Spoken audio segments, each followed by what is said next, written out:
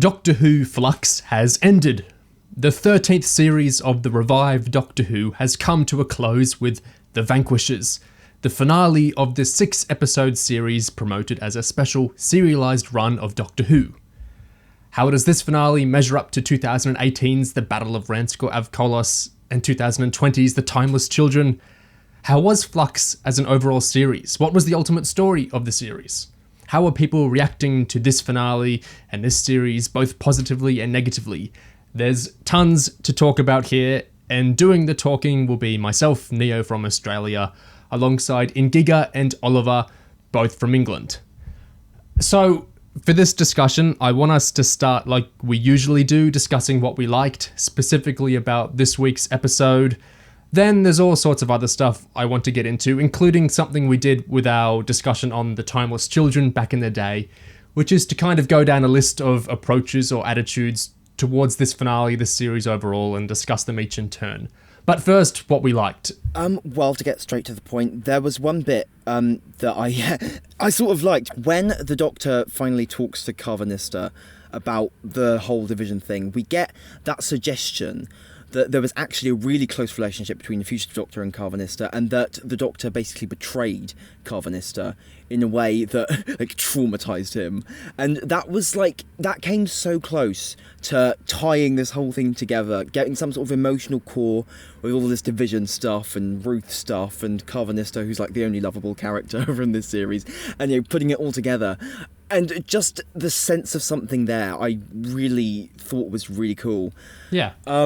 Separately from that, I liked that Cyberman going a tiny bit David Banks at the end. What is the meaning of this? That's about it, yeah. Oliver, what are some things you liked about The Vanquishers? I genuinely really liked Jodie's performance in that interrogation scene. Everyone said it, but I think it's actually really good. I also liked that I was vindicated about the similarities to the Divergent arc.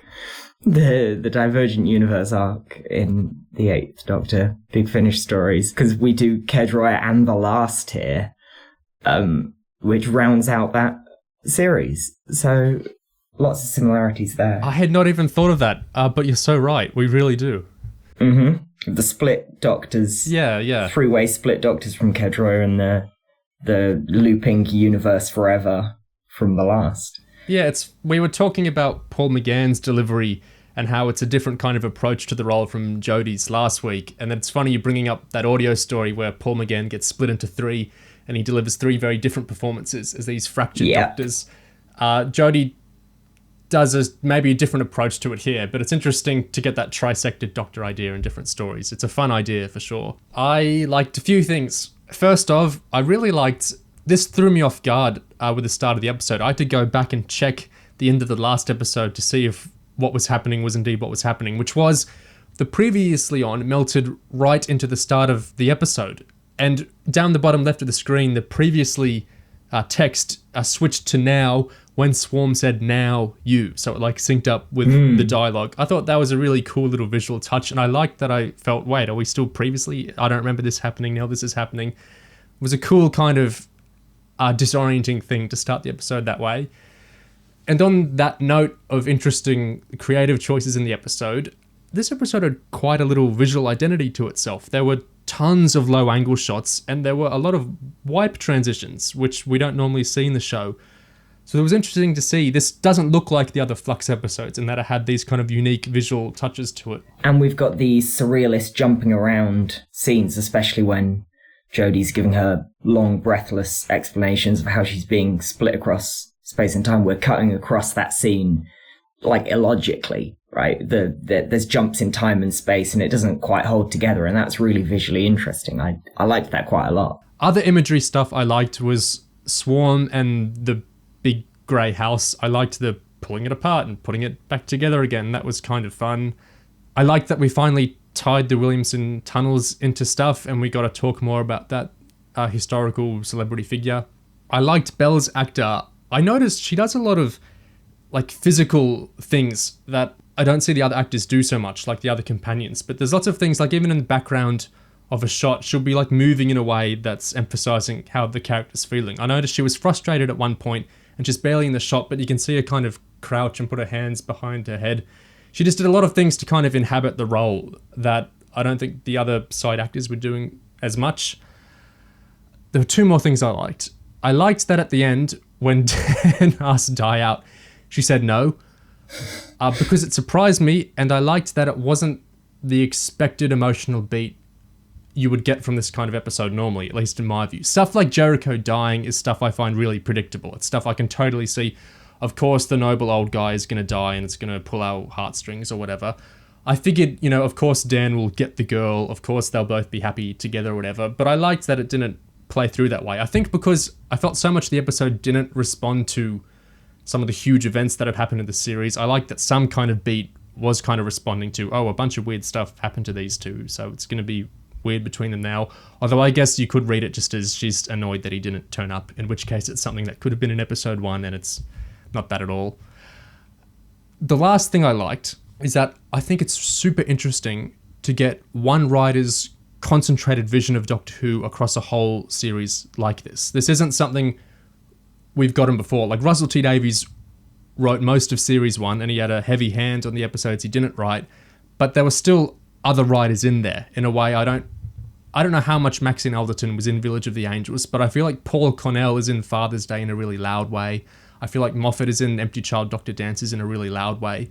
Here, Chibnall completely wrote 5 episodes on his own and he co-wrote the 5th one. It feels like this is one man's vision for a Doctor Who series. We don't normally get this in the audios, in the novels, on the TV show itself. So I like having this example of if we had one creative have this whole big concentrated vision of Doctor Who long form, this is what it could look like. Yeah, and it absolutely is. It's one long Chibnall episode, right? That was my ultimate takeaway, is that this is a 6-part long Chibnall story with all that entails, for better and worse. But it's interesting that it is just that.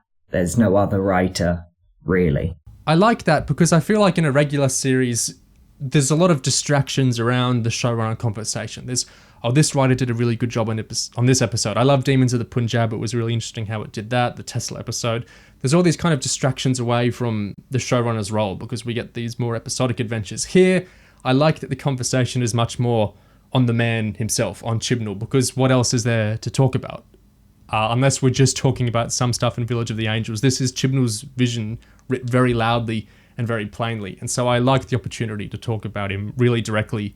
I like that. It's sort of a more morbid fascination on my part, but certainly Chibnall's vision, or the absence of one, as the case may be, is as purely expressed here as you're ever going to get it.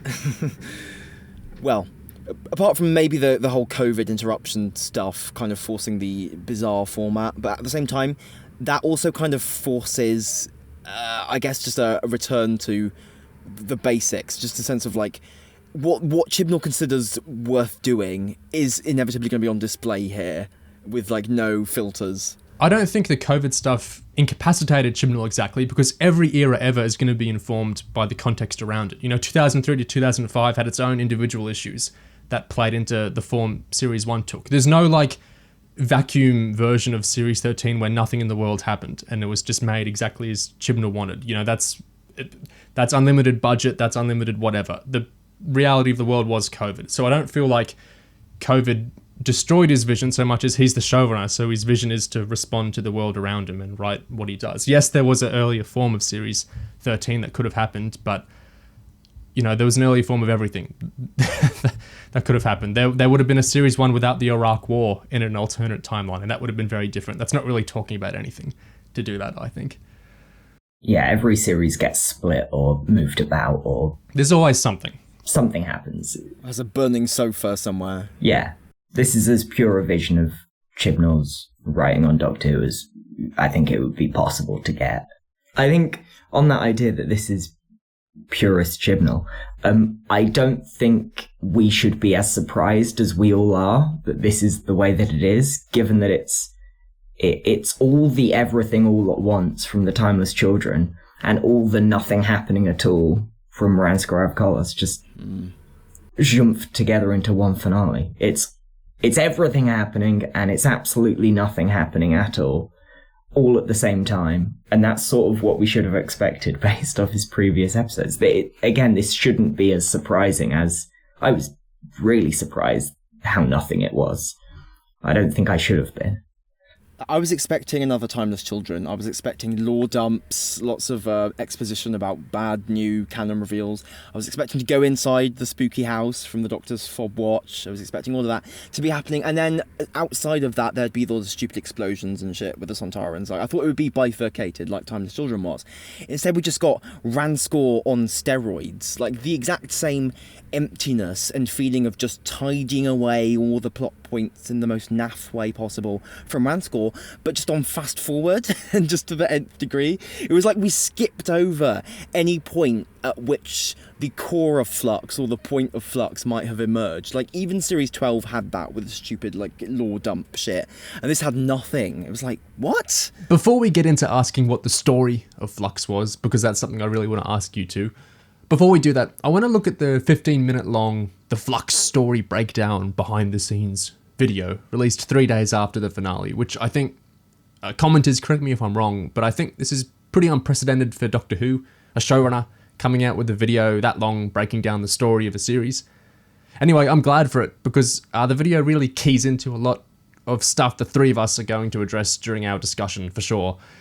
And it really has us consider what the finale was and what kind of series Flux ultimately was. So, around 44 seconds into this story breakdown video, Chibnall brings up the importance of emotional journeys, character journeys to the show, to Doctor Who Flux. It's really important, I think, in any era of Doctor Who for the Doctor to have an emotional journey, to have an arc, and to start one place and go on a voyage of discovery through their time on the show. And I always knew this was going to be the arc for Jodie's Doctor, and that the third series would be about exploring the fallout from the information she got at the end of The Timeless Children.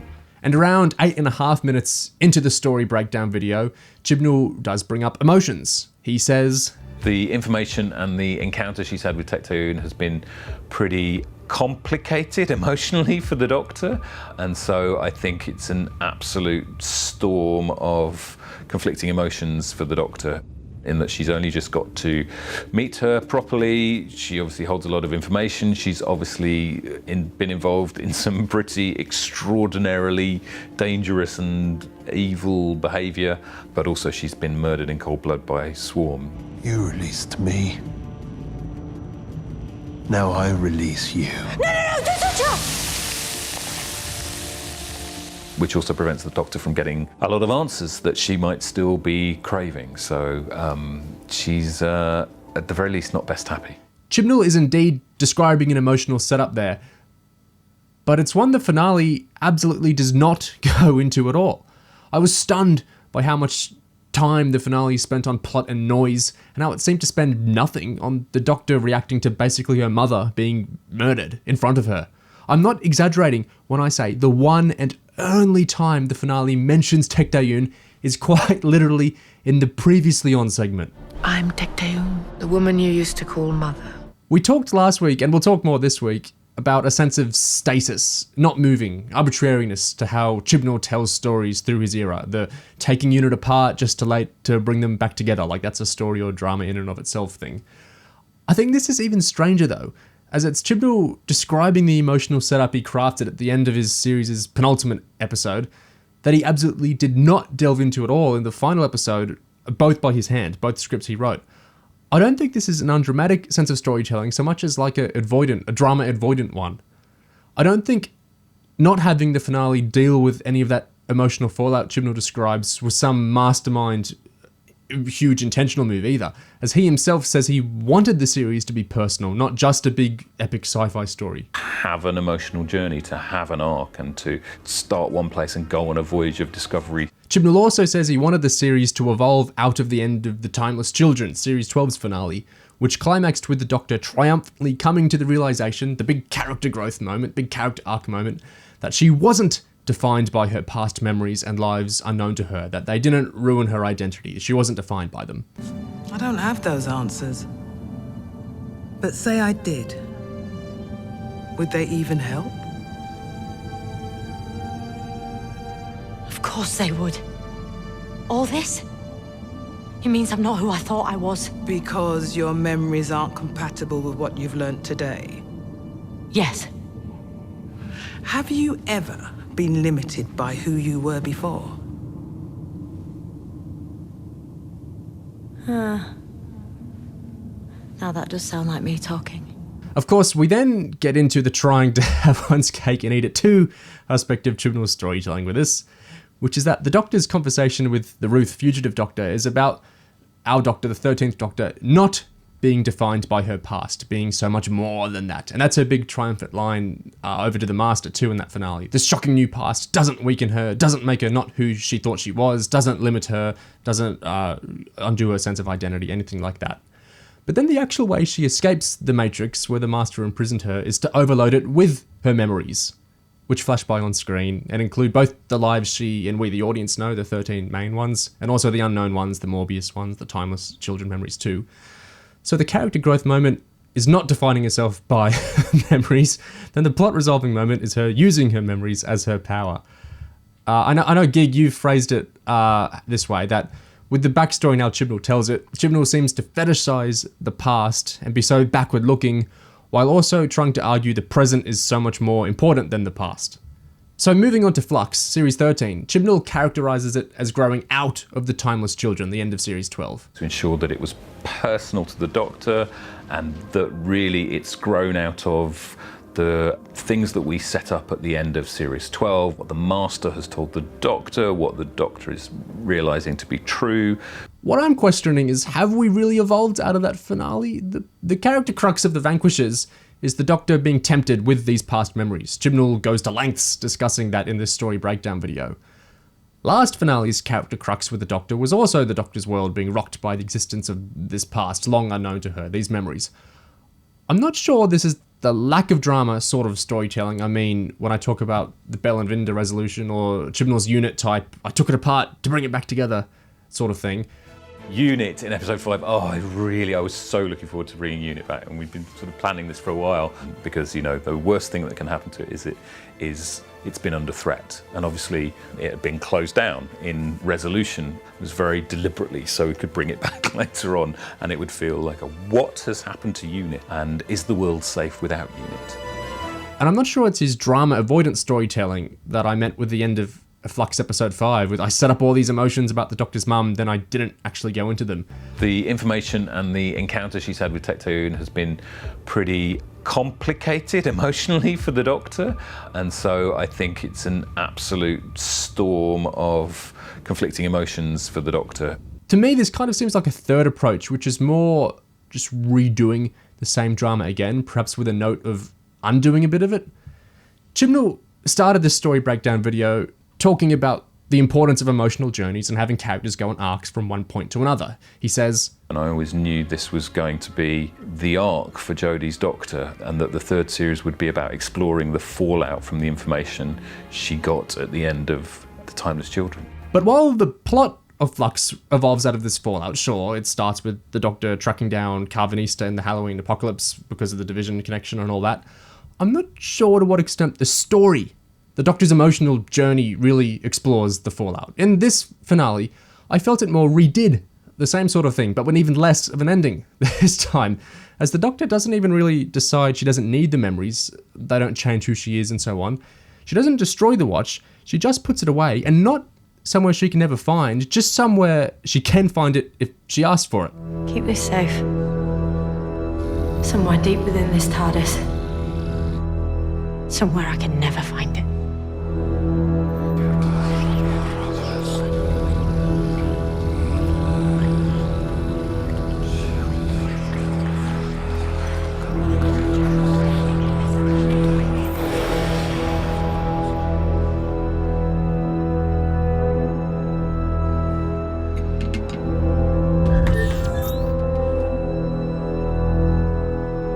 Unless I really ask for it. Now, I think what's really important here is to remember Flux wasn't billed as a regular series, it was billed as serialised. So there was an even bigger expectation than usual of this series resolving its own interlinked storytelling. And I saw a great deal of expectation of this finale resolving all the threads the series had set up, functioning as a more solid and linked block of storytelling than usual. In the story breakdown video, Chibnall repeatedly describes how important the emotional arc and character journeys were to the series, to Series 13, yet I feel Series 13's finale was even less conclusive than Series 12's finale. Because while I think The Timeless Children was confused in its messaging, it at least seemed to be trying to set out a definitive ending of I am so much more than you, I have not lost my identity out of having a past unknown to me. That was a movement forward, that was something definitive.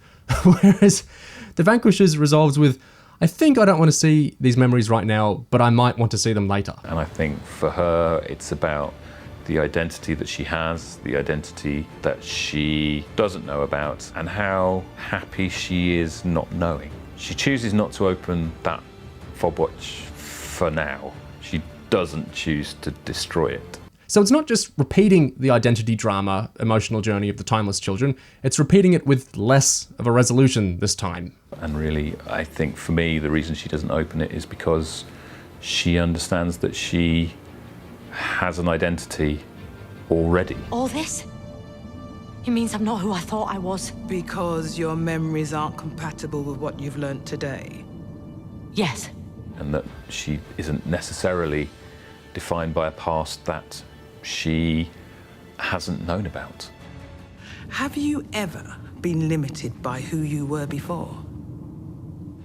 But actually, for this doctor, it's as much about what you do today and tomorrow as it is about who you were a very long time ago. Now that does sound like me talking. The Doctor's growth, her arc journey, in Series 12's finale was accepting her hidden past and not feeling a loss of identity over it, which was born out of a pep talk with the Ruth Fugitive Doctor. In the Series 13 finale, her decision is to not learn any more about it, but then she walks it back and it's not really much of a decision at all. I don't feel a great sense of drama there or emotional development there, like Chibnall is talking about in this story breakdown video. And it's not even born out of something as flat as a didactic pep talk style dialogue. It's not really born out of anything, really, I don't think.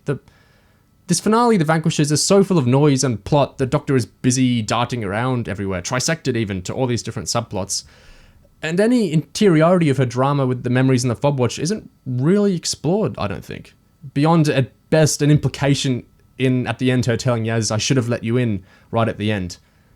But there's not even equivalent of the characterization explicating scene, like the Ruth pep talk scene last series. So, the drama is recycling last finale's drama, then acting like it's going to be resolved in a slightly iterative way, then walking that back, and not doing that iteration at all. And not spending any time in the finale exploring the character's interiority regarding this setup anyway. Which, again, speaks to the lack of drama and story sense I felt with this finale in this Series 13 overall. And Chibnall's not unaware of emotions and stakes, because we heard him talk about the emotional stakes of the Doctor's mum, the end of episode 5 here, in this story breakdown video earlier. And then he did nothing with that in the finale. This is the sort of storytelling we're discussing. So, after that, I want us to think of the series overall. Consider all 6 episodes, not just the finale, and not just the final minutes of the finale. Consider the whole 6 episodes, the Doctor Who Flux unit. And I want to ask you two, Gig and Oliver, what was the story of Flux? What was the message of Flux? What was the theme of Flux, the themes of Flux? What was the story? What did Chibnall tell with these 6 episodes? What was the story of Flux? Well,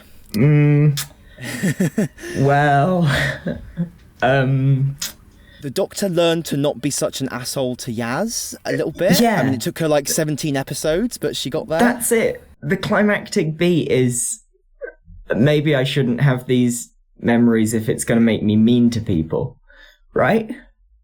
That's it. That's what this all came to. Some people definitely felt more intent, theme, story, direction, what have you, to the Flux series than you two. I've seen people raise stuff like the theme of survival. The Sontarans want to survive by any means. The Flux itself was a scourge that wipes out people's survival. There's false promises of salvation, survival, across the series. There's a bunch of genocides in the finale. Survival is one word. It's a topic, it's a concept, and I think it's one so broad that you can read the theme of survival into millions of stories. It's that fundamental to what sort of stories tend to get written at all. Certainly adventure stories like this just tend to operate with those kind of life and death stakes inherently a lot of the time. And When people read one word, themes, into something like Flux and then use that as evidence that it did indeed have a coherent story, I feel like we've gone to talking in such base fundamentals that we're maybe diluting this series out to be something relatively meaningless. Like, I don't believe that after The Vanquishers finished airing, that for many there was a particular sense of, I have witnessed a coherent 6-part serialized story about survival.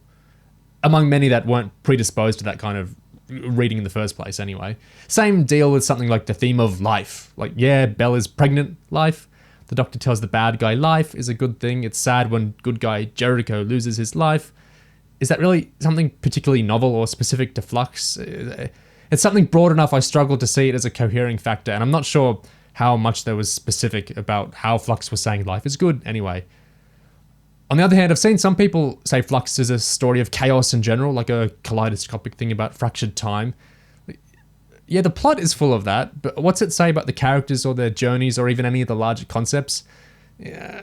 And I'm wary of reading a lot into scattershot Chibnall era things too, because I think the risk of reading so much into, oh, it was meant to be scattershot, that actually means XYZ, is that under this writer, how many times have such redemptive readings like that really been vindicated?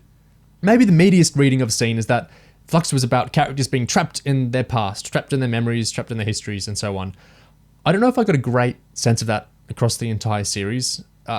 It's clear long before their finales what something like Series 9 or Series 2 are about, the journey their characters are on.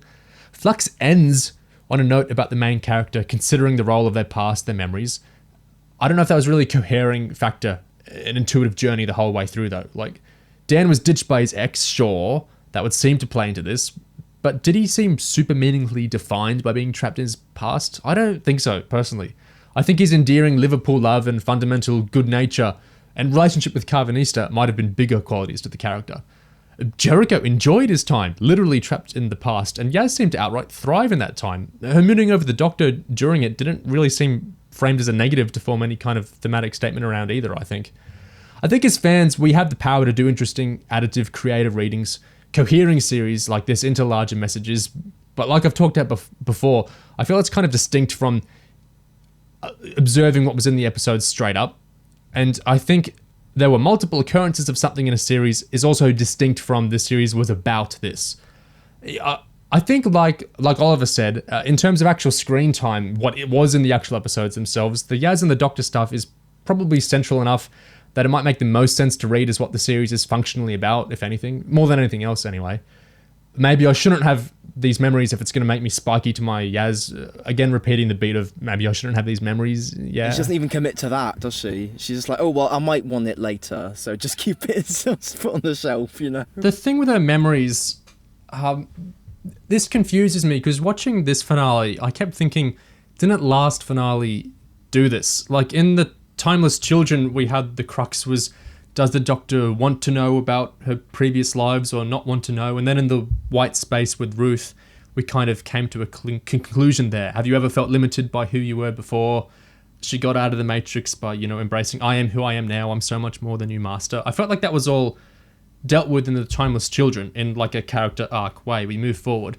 Then in Revolution of the Daleks, we walked it back. That's okay. Characters regress. I can buy the character doing that. I'm not inherently writing off that she did that.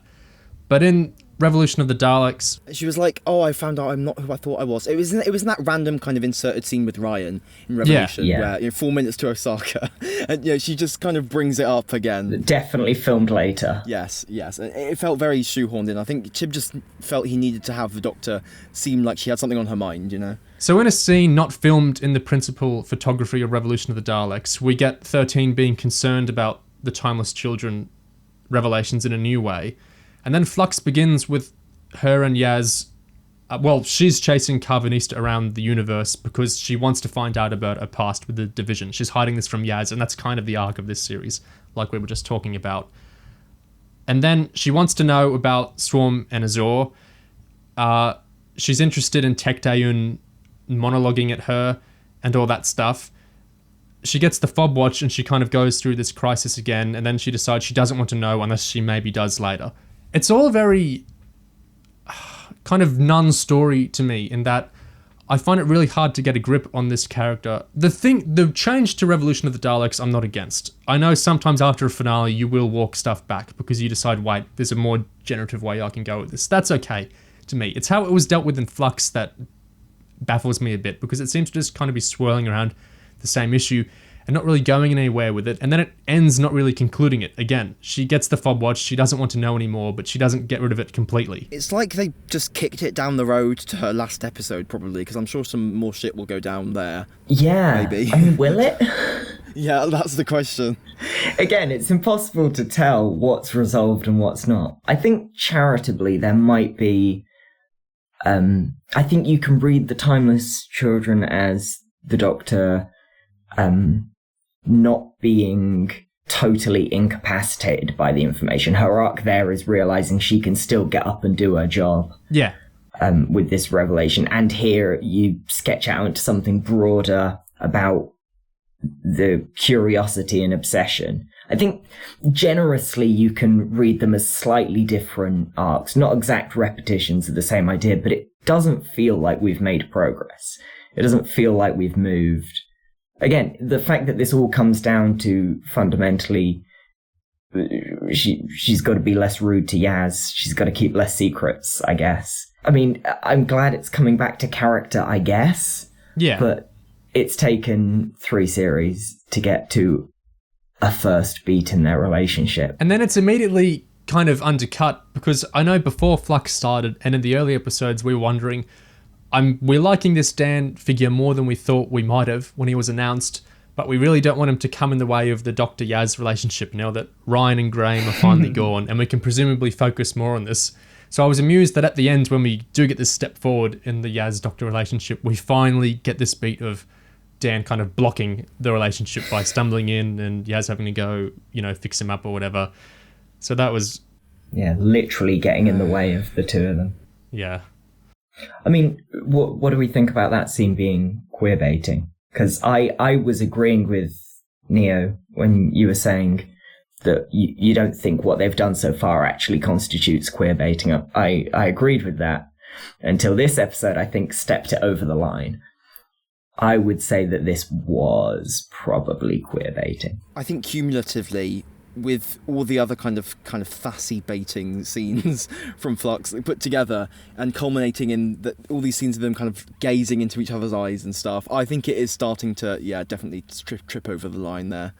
It's a bit tricky for me because I feel like this era is so not romantic, let alone sexual in general, that passing the Yaz Doctor stuff is like, how much of this is specifically to do with this or to do with the overall style? Like when Bel and Vinder kissed this episode, I remember thinking, has anyone kissed in this era before? And then I thought about it and I asked Gig about it, and we realised there was the kiss in Praxeus between those two guys. And I think Graham and Grace may have in The Woman Who Fell to Earth. That would feel likely anyway. The two archaeologists? What, in Resolution? Did they? Oh, wait, which episode is that? Yeah, did they not? They don't kiss in Resolution. They hold hands. In Resolution, they hold hands at the end. They do not kiss. Oh, yeah, they hold hands, don't they? They kissed off screen before the start of the episode. Yes, that was it. Yeah, a backstory kiss. I'm not taking a position on whether the show should have kissing or not. I think it's the show goes through different styles as it does. But with 13 and Yaz, I sometimes find it difficult because I think, am I being overly harsh and being annoyed by this relationship just kind of waddling around and not developing whatever way it will, platonic or otherwise? Or is this just kind of a move Chibnall has made to kind of dial down the romance of the past two eras? But then again, them mooning at each other, like is happening this and last episode with the hologram, does feel like it's playing it up to the degree that, it's starting to feel a bit off for me to be undercutting it with Dan and all this stuff. Like, they've played this note so many times over the 3 series by now that, if nothing else, it's frustrating to see it not move much. I think it may be the problem that it may just be a symptom of them having so few actual facets to their relationship that the only thing Chibnall comes back to again and again is that, Yaz is so devoted to the Doctor and whatever. They really like each other. So there aren't any complexities to the relationship, really, other than obviously the Doctor being an arsehole sometimes. So when we just keep coming back to this whole thing about how much they like each other and how much they miss each other, then it's going to start to feel like they're in love if you don't have anything else kind of balancing that. you know? Also, it's interesting that Chibnall isn't willing to put a romance at the core of his era when he is clearly fascinated in the abstract idea of a romantic plot. Because at every opportunity in every story he writes, he adds in two straight characters in the background who end up getting together, even if, as in this series, it takes like 10 minutes of screen time out of every episode. And it's so just sort of disconnected to anything except itself that people assume that it has to be a big reveal. Then we get to it and it's just, oh no, he just likes putting a straight romance in. That's not necessarily a bad thing, but No. It's wild how keen he is to just put in this exact same straight romance in every story he writes. It's odd because he definitely pulls from Russell T Davies' stuff now and again, like in terms of how he might model some of his era. But at the heart of that era were romances, even in Series 1. Like, I see some people are comparing this to the Series 4 finale, and The Stolen Earth ends on a huge beat, which is all based around, you know, we like Rose, and we like the Doctor, and we'd like to see them together. Oh no, a Dalek gets in the middle of it. All these big iconographic things, you know, big iconic Rose, iconic 10, iconic Dalek, romance at the heart of it. We get the kiss in Journey's End. Like, it's all based very clearly around romance, and this was a huge part of the appeal and the ratings of that series, that finale, surely. So it's odd that of the RTD stuff he does kind of think this was a good idea, I'm going to do a form of that he doesn't do it with a Doctor companion romance, which has been shown to be, you know, really successful in the past. And I wonder if, without meaning to sound accusatory, I wonder if any of that is to do with, you know, under the surface homophobia, in that he just doesn't consider that the kind of relationship he personally writes. Or whether it's more in his vision of the Doctor, this very classic idea of the Doctor as a character stepped away from romantic relationships, or whether it's more to do with the more general idea that he doesn't feel a need to directly characterize the Doctor and assumes that that relationship and that character and those dynamics will just be assumed by the audience. I did notice he had the Doctor lusting after herself this episode. So that's one thing. Yeah, we get so few romantic or sexual beats, and then I was certainly from 13. I was stunned that she does the kind of Amy Pond space-time minisode thing of checking herself out, calling herself cute. It was so direct for Chibnall. I was blown away. I don't even know what I think of it. I was just shocked by it. It's like it was trolling the Thassis. Like, she shows no, like, actual interest in Yaz, but, you know, she's just, you know, mooning after, oh, damn, yeah, check out that arse I've got, you know? I think, coming back to Bel and Vinder and the whole idea of romance briefly, I think something that's important to note about their story is that they're two people who love each other, they're looking for each other, they find each other, that's it, that's their story. In terms of conflict that they have, or challenges that they have to face emotionally, difficulties, you know, ups and downs, it's like, well, there's really not much there. So the actual romance and the struggle to, I guess, come together and form some sort of resolution there, and it's not really the story. The story is just them going pew pew at a load of aliens. Yeah, the conflict is they're not in the same room, and then stuff happens, and they are in the same room. And they're not in the same room by virtue of any choices that either of them make. They just sort of stumble into being together at the end. Episode 3 ends on a shot that kind of echoes Doomsday. It's like they're on other sides of a wall. It's not a literal wall like in Series 2, but they're split across like a split screen thing. When Rose and the 10th Doctor were parted, we got story out of that.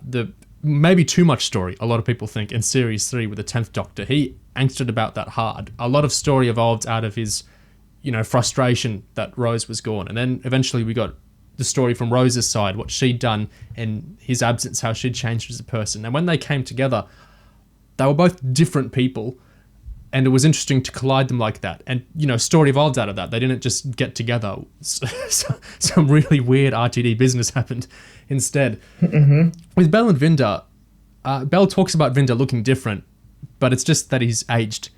They don't really seem, apart from her being pregnant, they don't really seem like different people, if we knew them enough to comprehend that.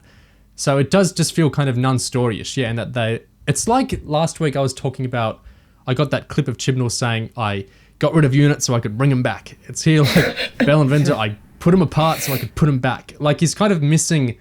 That's kind of the shape of a story, but where's the emotional investment into that? I did feel a bit of emotional investment in Once Upon a Time when they were separated, and clearly that was hard for them, but they get together and like they kiss and it's nice and all, but it just feels so flat. Is it how little I know the characters? What is it that's keeping me feeling like that wasn't a big moment? Maybe it's unearned. Like there isn't a sense of like some hurdle being overcome. Like there's no catharsis, and there's nothing to catharsize, if that's even a word, you know? Yeah, it's not a result of their actions. Neither of them learns anything.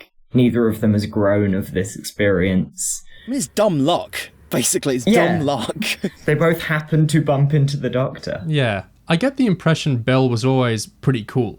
Whereas Rose, when she comes back in Series 4, she's got the stupid big gun and she's like saying quips to people on the street. We're like, whoa, this ain't your grandma's Rose. Like, Rose has changed.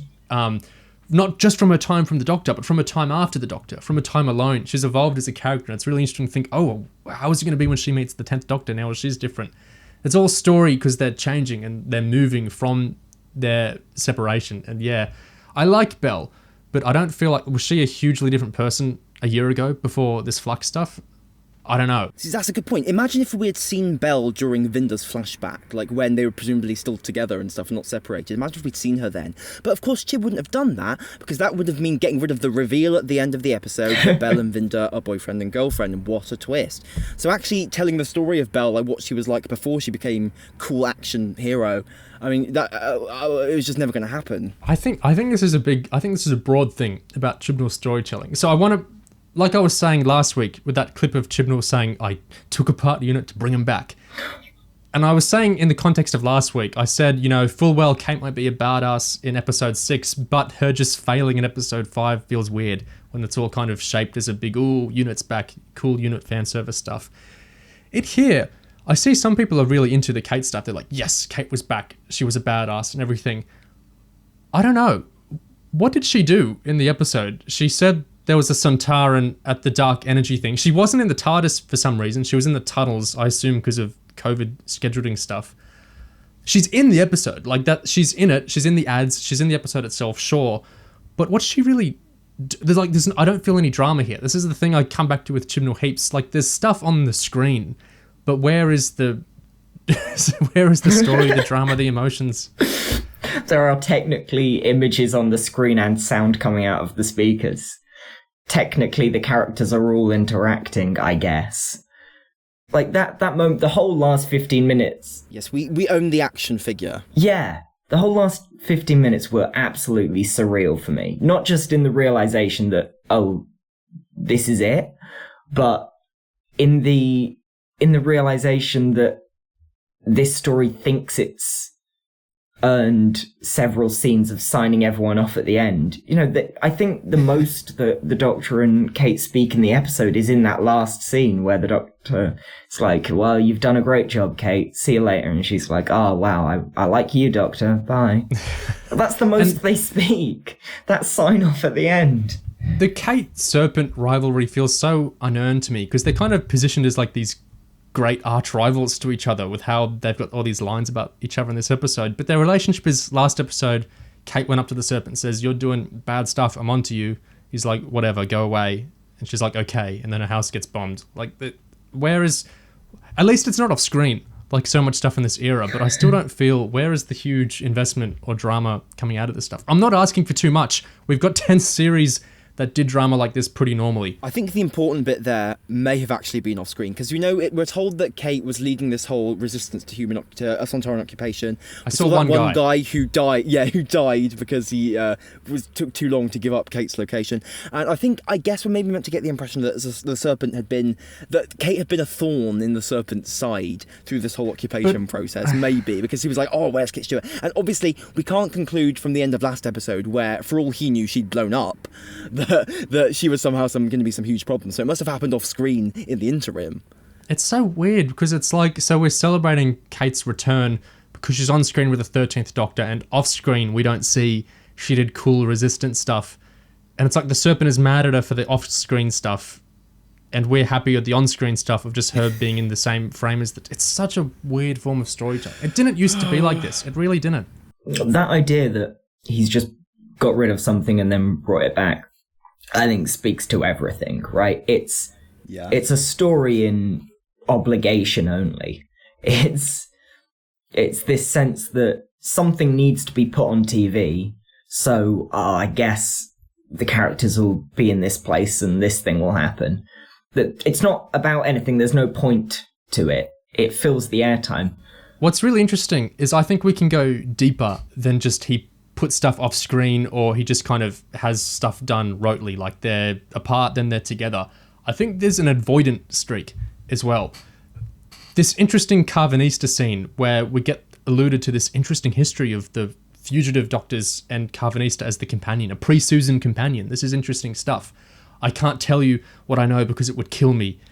And he doesn't mean emotionally. He doesn't mean that the drama was so rough that he can't speak it because he'll cry, it's too much for him.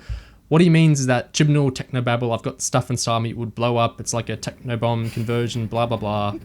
There's a thing inside me and I'll get poisoned in my brain, so I literally can't speak the drama to you because Chibnall's fashioned this technobabble device inside my skull.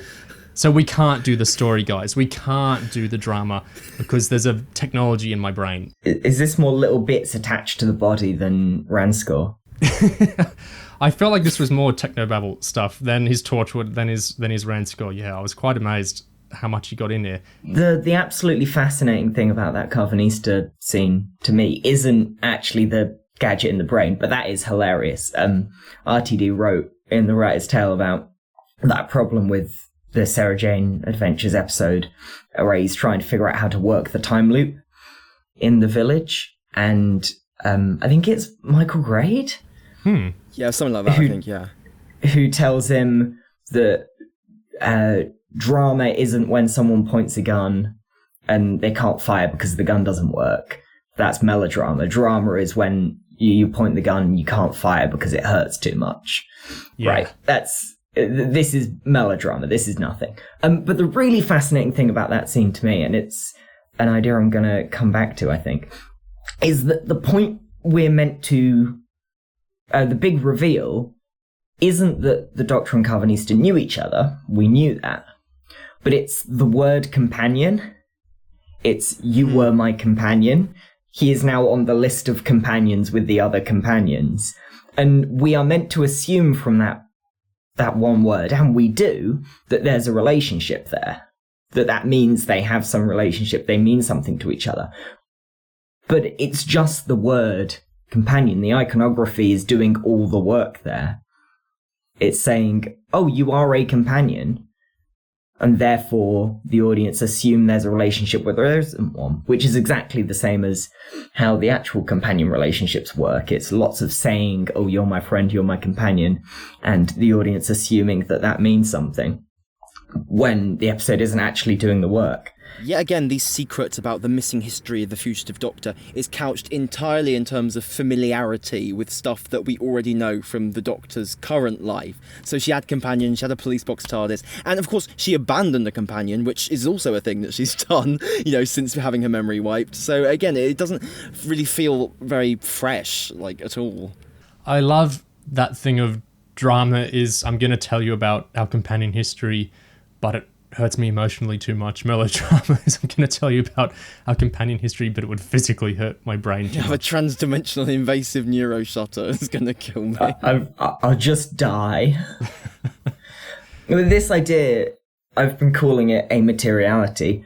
There's probably a better name for it. But every aspect of the story just gets reduced down to its iconographic value in a way that is so particular to this era. I think I mentioned this before, but in the Moffat era and in lots of fantastic stories, characters are totally aware that they're fictional, but that doesn't for a second mean they don't exist. Here, you don't get the sense that anything exists. Everything is only the aesthetic value, the idea of itself. The Doctor's just the idea of the Doctor. Karvanista is just the idea of a companion. I feel like the most interesting Moffat era episode to go back to after Flux, for two reasons, would be Extremis. One, because of what you're talking about, it does this obviously in the most literal and loud way it can, of fictional characters understanding that they're fiction, but this not undoing the need for drama, emotions, actions, morals, and all that. But also because Extremis has the Flux-esque cuts to totally different stuff, except they're thematically and emotionally weaved into the story. They inform the story itself. They're not just, we're seeing an angel on the street and then we're going back to tunnels and then we're doing this and that. It's a really interesting comparison episode, for sure. See, and we were talking about taking things apart just to put them back together and how that pervades the whole series. And it's like an example of that would be how the Flux takes the whole universe apart just so it can be put back together. Oh, wait, it wasn't. They forgot. They forgot that to bit. fix the universe. There's 3 specials, guys, lest you judge too early. Oh, yeah. But I think that's a really interesting line because I'm seeing both adherents and dislikers of the episode both pick up on this and talk about it a lot. That, yeah, the universe doesn't get fixed like it normally does. I've seen some people are trying to finagle Azure's line about we're going to reverse the destruction and then do the destruction again. We're going to do it back and forth again, as somehow alluding to, the Ravagers fixed the universe because they were going to do a timey-wimey thing. That didn't happen. That's not in the episode. Yep, definitely didn't happen. Yeah, she just talked about that. You can imagine a version of this episode where they destroy the universe entirely and they rewind it, and the Doctor's acting the most defeated she's ever been. Then the moment they rewind it back to before the Flux, she steps in and has a plan, and this was it all along. You can imagine that version of the episode, but it just doesn't happen. You can also imagine that the Ood fixed it while no one was paying attention. I mean, why did Swarm leave the Ood alive? Why was the Ood just there, just toddling around like, hey, I'm helping out?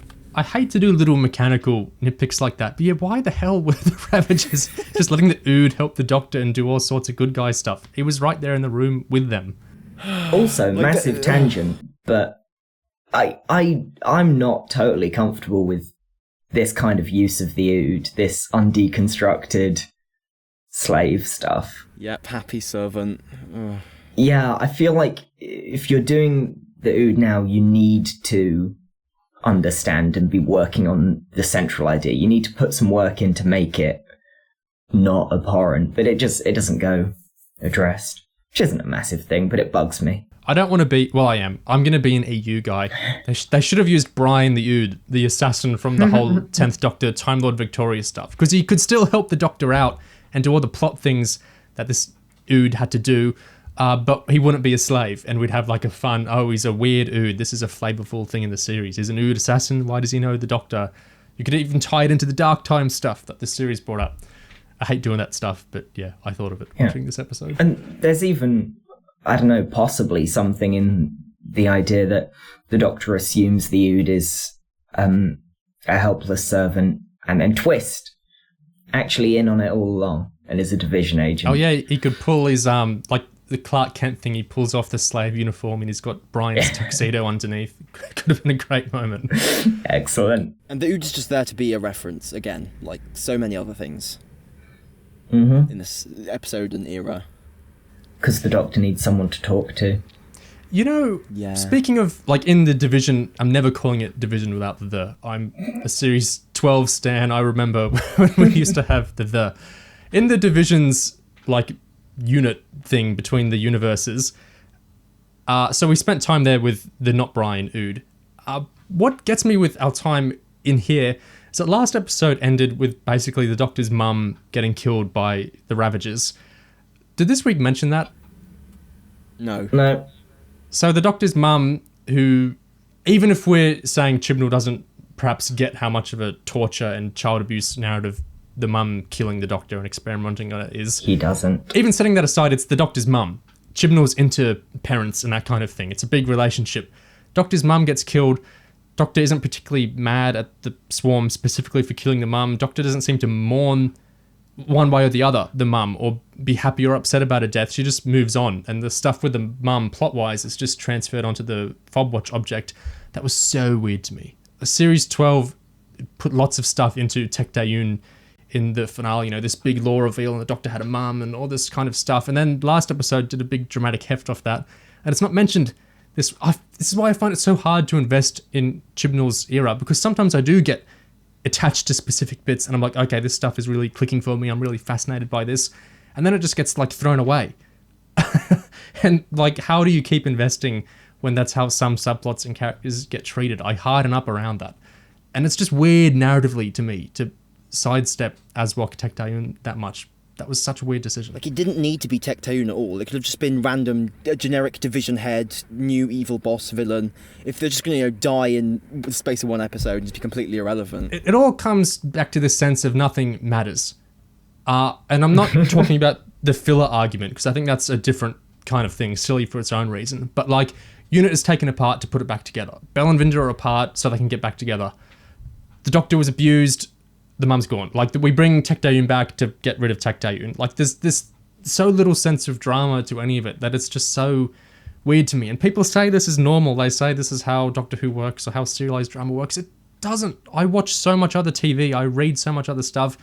Nothing else quite works like this era of Doctor Who. It's really special. This isn't normal. When people talk about filler, they talk about standalone stories which don't connect to broader plot stuff, but those standalone stories are stories. You know, Blink is, by all definitions, filler, but is a story. It has a purpose, a meaning, characters who learn something and change, and it has something to say about the world. This is all the plot stuff. None of this is filler. None of it's an episode that's its own story. But none of it's a story at all, either. It's why I don't understand the gloating over you guys that thought getting rid of Unit in Resolution was weird. Isn't the egg on your faces now? He did it so he could bring it back. There's no story there. There's a gag in Resolution, and then Spyfall 1 mentions Unit once. That's that's 2 whole series. Mm-hmm. And then they come back here, kind of. Like, we get the scene in the field, which isn't really that connected to Unit as fans understand it. And then Kate's back and she gloating to the serpent, and then she gets nearly blown up, and then she's in the cellar with the doors and she's not with the fam. Like, what is the story about Unit getting told here? It's just such a weird approach to storytelling. So much of this era is just a holding pattern, just generating Doctor Who just to fill the slot on TV. You know, just for its own sake. And it's weird, you know, because after the whole Timeless Children debacle, you know, people got the impression that, okay, Chibnall does actually have something that he's going for here. Chibnall actually wants to do something to the show. And then we just get, you know, 5.5 more hours of the sludge. That's a really good point. I want to talk about this. People approach this era in general, and especially Flux, since it was called serialized and everything, as the man has a plan. Chibnall has a plan. Even if he doesn't execute the plan very well, he has a plan. There is a pre-existing story here we're being led into. There is a secondary world of storytelling. Chibnall is shining onto us with the show. People keep saying this. And, you know, there's that one vague comment of Jodie saying he's had this idea, presumably the Timeless Children or some Series 12 thing since he was a kid. People receive all this like, the man has a plan. Stuff might seem weird in the moment. In the premiere of whatever series, yeah, things might feel a little off. Give it time. He has a plan. He's building to something. With Series 12, we know that the Fugitive Doctor was like a last-minute thing. This wasn't baked into the idea of Episode 5 from the start. This is something that Chibnall came up with to Vinay late in the game. So it's not like Ruth was a whole big planned-out thing since before he started for the supposed 5-year plan. No, Ruth was an improvised thing. The Master wasn't always planned to be in Spyfall. This isn't leaks. This is stuff Chibnall himself has said, you know, in Radio Times and Doctor Who magazine. Master wasn't originally in Spyfall. People say, oh, it's a big Master series, you know, there's all this intentionality with the Master. It's totally cool to like how the Master's used in Series 12. I do. I like how he's used in Spyfall. Well, Part 1. But it wasn't some big planned thing that he entered the show with. And so when it came time to Flux, and we were, you know, everyone was talking about it serialized, I felt, well, is it because we've seen these things in Series 12 that were so improvised and that weren't things Chibnall was entering the show in. In his third series, one so informed by COVID production, are we thinking that he's going to be entering into it with these big pre-planned things? I was skeptical, and I don't think it's a super useful way to think about the series in the first place. Anyway, we know, thanks to one of the Sontaran actors, that the Sontarans weren't originally lined up to return in the finale. That really? Came later. Yeah. In the first script, Sontarans all die. Things were rewritten to give them room to come back. So I like, it's okay it's okay to like these things. Like the Sontarans could be an element that played very well in the finale to people. I think that makes sense. But I don't think it's useful to keep thinking of, hey, Chibnall has a huge plan for what he's entering into the show. I don't think this is really how creatives tend to work. Even stuff like super serialized shows like Lost, certainly Breaking Bad, which are very open and proud of this, things are made up as they go along, generally. There are some plans, but most TV is made up as it goes along, partly because that's how creatives tend to work, and partly because TV is things are changing all the time. It's a really hectic industry. There's always stuff changing. Oh, we can't use that location. Oh, we can't use that actor. We need to flip-flop around. Oh, we can't mention that because that'll play weirdly in this year. Things are always evolving and changing. That's part of the fun of TV for me. But I feel like when we keep deflecting onto these arguments of, hey, don't judge this too early because the man has a plan, I'm not denying that he has plans that change or whatever, but I don't think it's useful to keep, after all this evidence of things changing, the Master being a late edition, the Fugitive Doctor being a late edition, the Sontarans in the finale not being the original plan, I don't feel like it's useful to keep deflecting to, hey, Chibnall has this all planned out. The perennial rumour is that Chib is incredibly late with his scripts all the time. And that would kind of bear out this idea of just flying by the seat of the pants and pretty much improvising the finale on the fly. And certainly that also contributes to just not really being willing to commit to having anything important happen in Flux or in the finale at all. Because you can't really do that if you don't plan it out a little bit. I feel like this gets conflated and people think it's just braying about Chibnall, saying it's bad. It's not saying it's bad. Midnight was a last-minute script, and I think it's one of the best episodes the show ever did. There's nothing inherently wrong with stuff being late or being unplanned. Not at all. Doctor Who, it's why I don't like the filler idea like Oliver was talking about with Doctor Who, because stories are stories. To impose the idea of filler onto Doctor Who is so weird to me, because it's like saying most of the stories don't matter and only these arbitrary arc ones do matter, which is just baffling to me. Doctor Who is, improvised stories that came up with as they go along. But it's saying that going on to this point of, things are planned out, so don't think this way, or don't judge too early, or don't think this or that. I just think it's useless and it's not really connected to reality, because for better or worse, Chibnall either comes up with this stuff late, or he changed his mind, or he's not entering into it with plans to the scale that some fans seem to conceive of them as. Stories are improvised, and they absolutely should be. You get fascinating stuff out of, Jenna Coleman's last-minute decision to stay. Yeah. Gets you a fascinating arc, because it means you have to push the character further than you expected to in the first place. It's fantastic. It's what makes TV so interesting. That's why I prefer writing about TV to film, is that all these chaotic real-world elements mean you have to change your plans and figure new things out.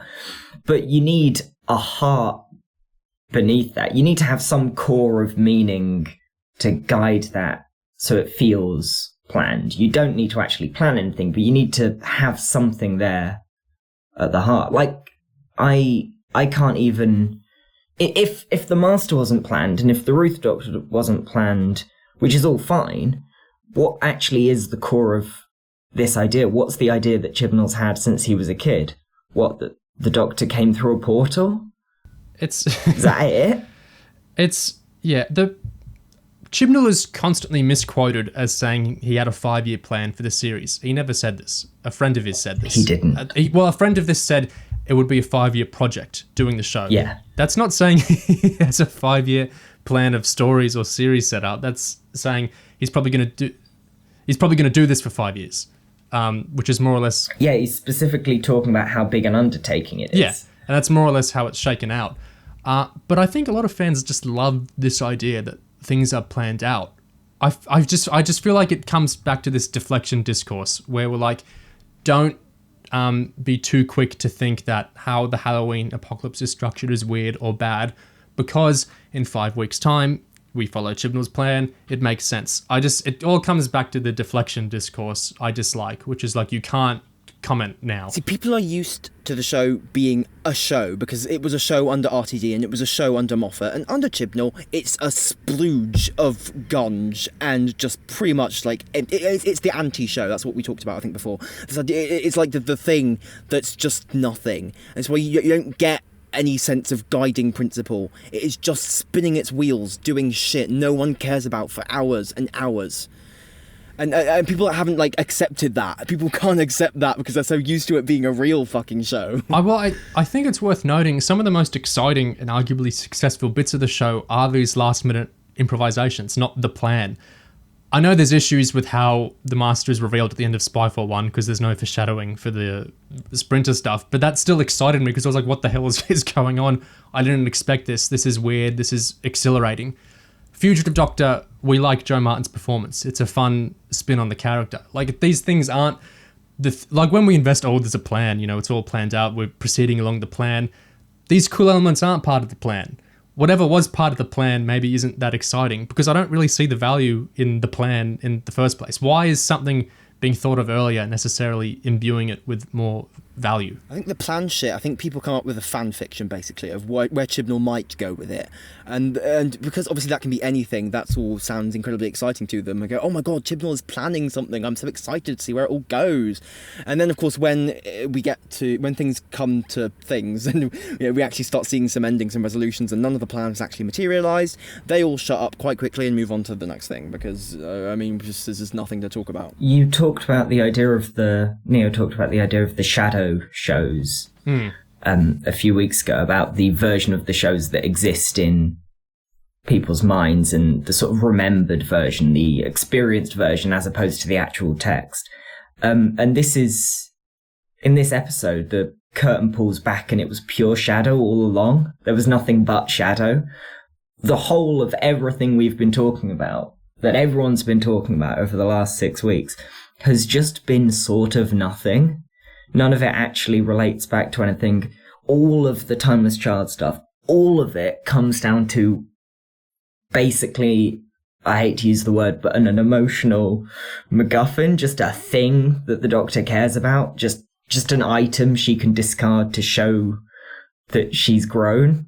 Like, it's an incredibly simple bit of character writing, a bit of visual shorthand that took 2 series of lore and setup and speculation to build to, and all that lore and setup and speculation is just nothing. And it's not a problem to swap out lore stuff and backstory and big epic things for small character moments. That's a classic bit of substitution that I love. But this idea that the audience has built this version of the show in their mind where the Division's anything, where Tecteun's important, where Swarm and Azure were going to have a reveal, where it was explained why they regenerate, where Bel and Vinder are the Doctor's parents. That's what the show is in my mind. It's people thinking about the show when it's not on is more substantive than the show itself. What interests me there is I think even after the 3 last specials have concluded, the line for some people might change from, hey, we don't know what's going to happen in the next story in the next year. We can't say the next series anymore, but the next set of specials, perhaps this will make sense then. I think some people will abandon that. Some people will change it to something else. But I think for some people it's going to become, we don't know what Big Finish is going to do with this. We don't know what the novels might do with this. Hey, Jodie Whittaker and Mandip Gill are still around. There's still going to be more Doctor Who stories in some fashion with them. So let's cool it on the judgment of how Dan and Yaz didn't react to Jericho's death. We might get an audio about this. We might get an audio with more Jericho, and then they might react to his death and that. You can kick the can forever, and some people will, because it's not taking the episodes as they are. It's this secondary shadow show over it where, well, this is going to get explained. This can get dealt with anywhere. It's not even tied to Chibnall. It's not even tied to the TV run of the show. If people want, they can abstract it out forever. I think Chib has started to specialise in this practice of writing stuff that's meant to sound like it's a character thing or a philosophical thing or an emotional thing, when it is in fact just, waffle. Like that whole scene with Azure espousing her philosophy to the Doctor and penetrating the Doctor's moral quandary. And why are you like this, Doctor? You want things to remain alive, I see. You fool.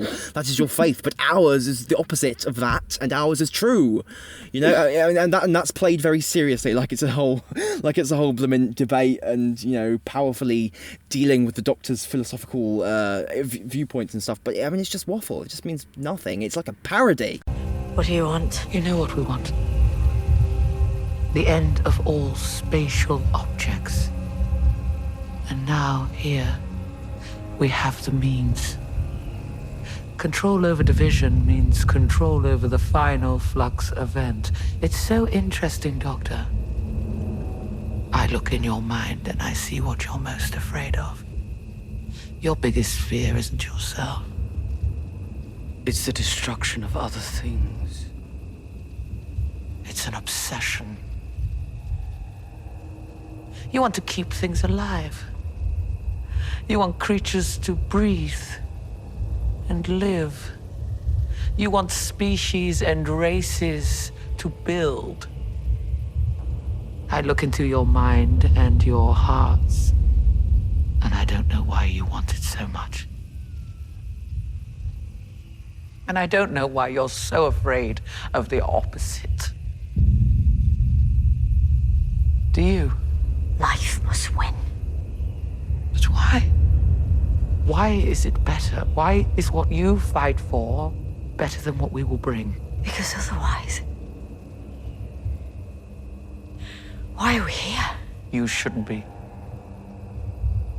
That's why we exist. To correct the error. There's a balance to the universe. It exists that way for a reason. That is your fate. Ours is different. Ours is true. And now we will ensure that the Flux takes apart your entire universe.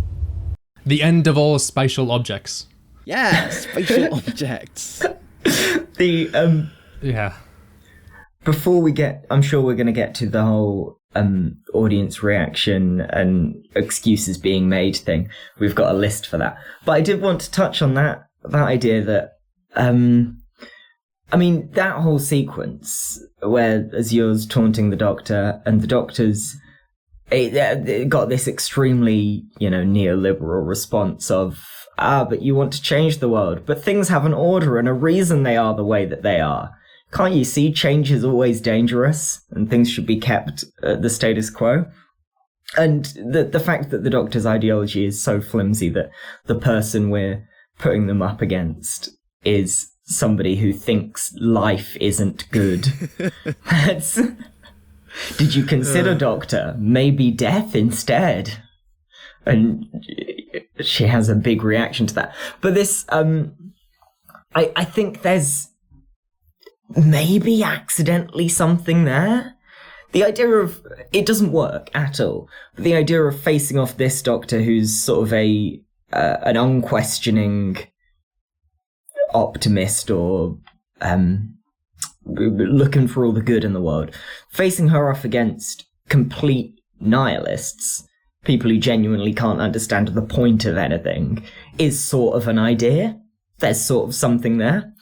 And I think this is one of the things that I actually picked out from the episode that I think sort of interesting, that Chibnall isn't a holistic writer by any stretch. He doesn't bring plot or characters or theme to an individual point or a clear reason. But there's lots of these sort of loose ideas and loose aesthetics that are sort of interesting.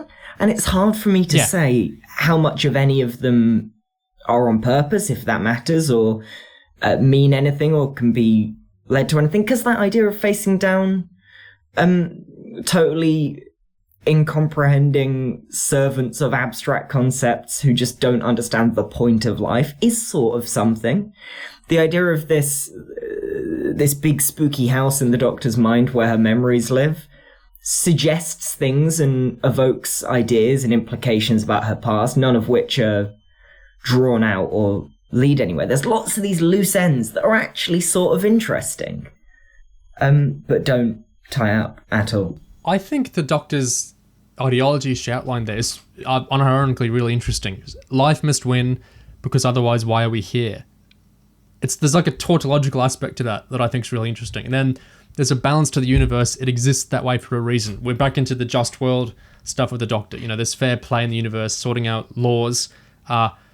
There's a balance to the universe it exists that way for a reason. That's why we do it. That's why we're good guys. It's because it's like inverting how protagonists tend to work. It tends to be change is like, well, actually, maybe not these days, where films are so much like the antagonists are the ones who want to impose change onto the world, and the good guys are the super cops who get rid of them and put things back to the stasis society is already in. It's interesting to characterize the Doctor in that way. It's like stasis is good. Chibnall likes stasis narratively. That's how we were talking about earlier, how he tells his stories. But this tautological defense of life in the universe just being, well, life must win because, that's how things are. They have to be that way. It's not rousing, but it's stunning to me. But even, Marvel movies have the classic thing of, well, villain, your methods were wrong, but I sort of see your point. That's the classic setup for a superhero movie. The villain's got a point, but they shouldn't have murdered so much. Yeah, if only you didn't randomly like to kill children. Yeah. But here there's absolutely nothing. There's no maybe the Division had some idea the Doctor can relate to. There's no maybe Swarm and Azure have something when they're talking about unleashing time. No one has any point, and the Doctor's point is just things as they are is good. Things different would be bad.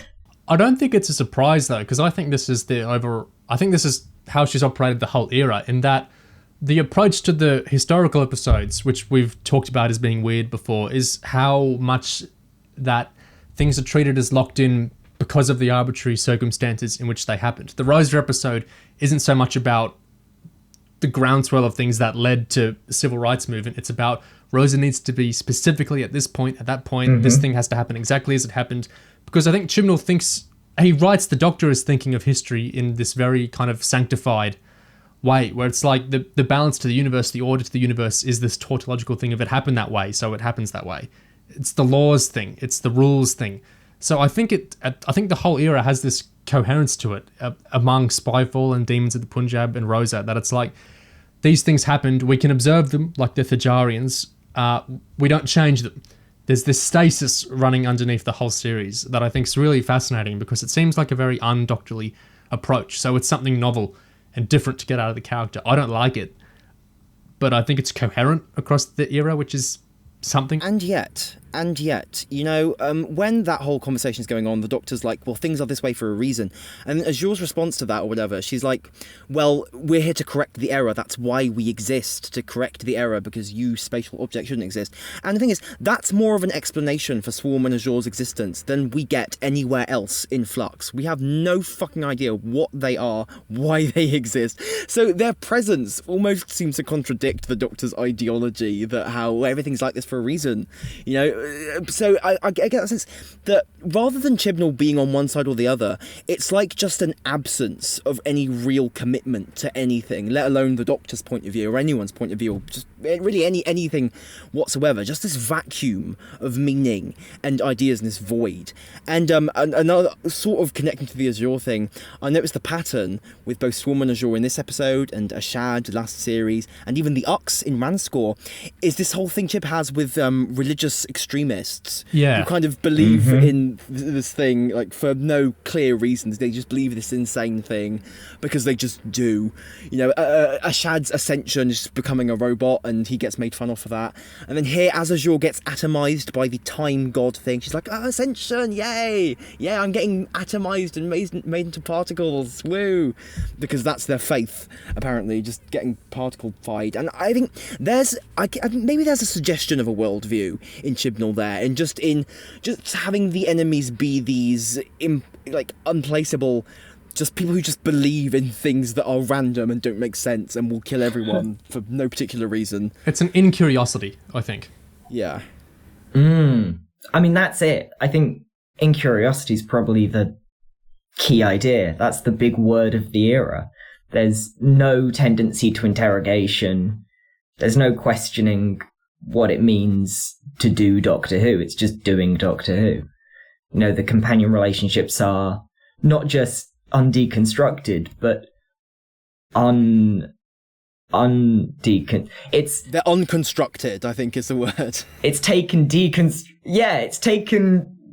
deconstructed relationships and ideas. You know, the Moffat era spent the whole time deconstructing the companion-doctor relationship, and it's just undeconstructed it and taken it exactly back to where it was beforehand. Because things have got to stay the same. We've got to go back to the status quo.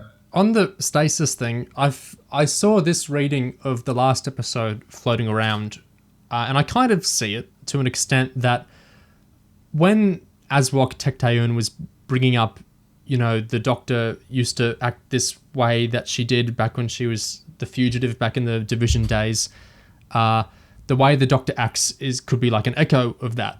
Like this kind of idea of the Doctor's interventionist ways now. Like I think the other week, people were realizing, wait, Doctor Who is kind of like Victorian adventure fiction. The Doctor goes to other places and impacts things. It's great when people get around to that one.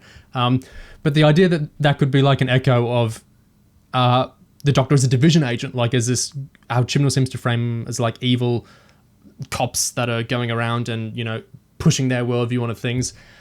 That's another interesting thing that feels like ideology, that feels like a concept to be explored, and that again, like Tecteun and Azure, is completely abandoned in this ep. And the stuff that does get talked about is back to these abstract concepts of time.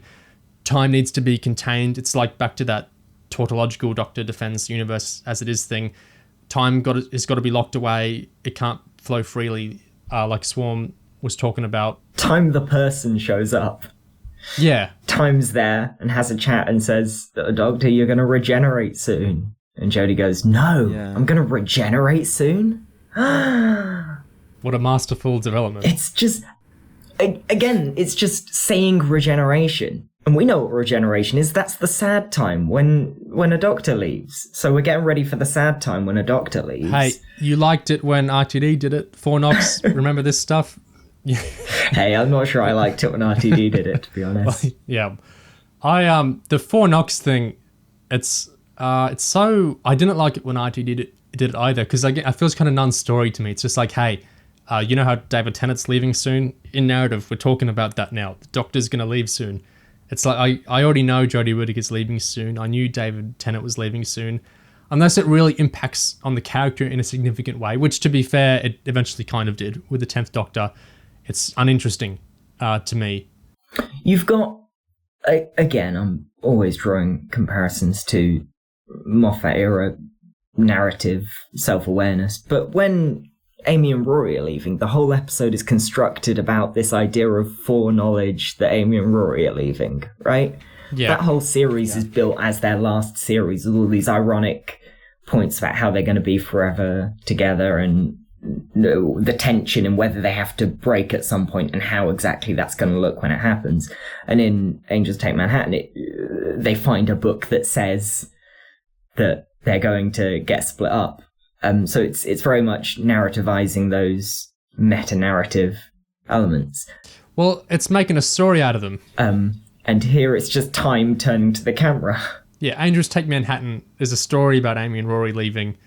This 4 knocks-esque, you're going to leave the role soon, Jodie stuff. It's just lampshading something most of the viewers know. Like it's this non-story sense stuff again. Ugh. And I feel like the emotional equilibrium is so off in the series in general, which is why it's hard to react to these things in certain ways. Like this episode, Jericho's death, you guys would agree, was played as an emotional thing, right? Yes. I forgot it happened.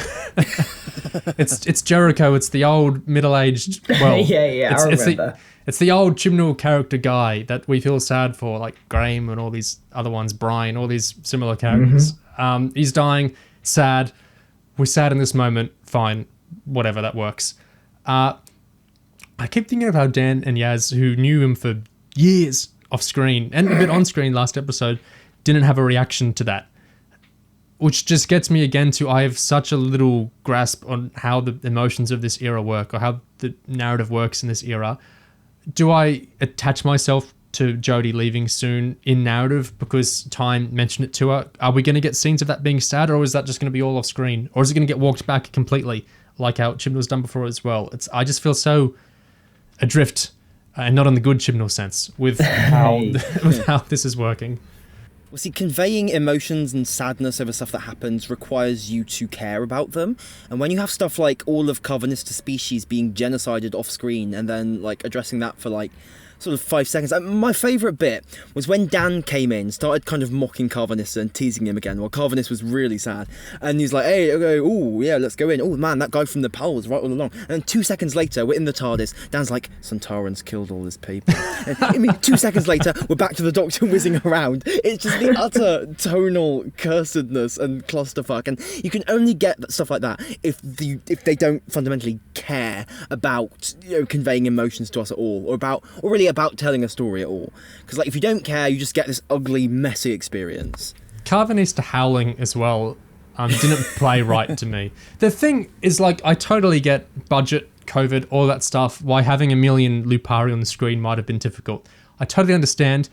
Why not do the story beat that might have worked better if we'd seen a bunch of Lupari before then? Mm-hmm. Yeah. You know what I mean? Like, they didn't have to tell the story that didn't really work for me if we hadn't seen other Lupari besides Carvey Boy before. People are saying that they were all a victim of the BBC budget, but they already weren't in the story. Yeah, they didn't exist before. Yeah. They already hadn't appeared on the screen. You don't need to kill them off for them to not appear on screen later. They were the only thing I liked. They're dead now. This all this comes back to me. The stuff like when we might criticize, hey, doing a big beat about all the Lupari dying maybe it doesn't work great because we only ever saw one, and people are like, well, COVID budget or whatever, you know, they still died in story. It's a big deal. It reminds me of a similar thing I saw last week. You know the refugees thing the 13th Doctor said, which played a bit weirdly, where she's like, oh no, all these refugees are going to come in and cause havoc. Similar to when she called the Dalek a, what did she call it, a refugee in Resolution? She called the Dalek a refugee from planet Skaro, yes. Which literally makes no sense. It just feels like a xenophobic misuse of the word. It's not what it is. Which is actually an interesting character beat, because since it's wrong, it feels like something's slipping out of the Doctor in that instance. Then again, the Doctor didn't write the line. So where I'm going with this, I saw a defense of the Doctor saying the refugee thing with, hey, this is a big climactic event for the Doctor. The universe is getting destroyed. Go easy on her for misspeaking. Okay, she missaid something because she's under a lot of stress. People do this all the time. And what they're doing is they're treating it like the Doctor is real. Like Karvanista is real. Like these characters actually exist. Like there's a secondary world out there we're peering into where, hey, this stuff happened. There's internal consistency to all this because it's actually happening somewhere. It's fun to imagine that way. We do it as kids a lot, and as adults we kind of let ourselves do it a bit.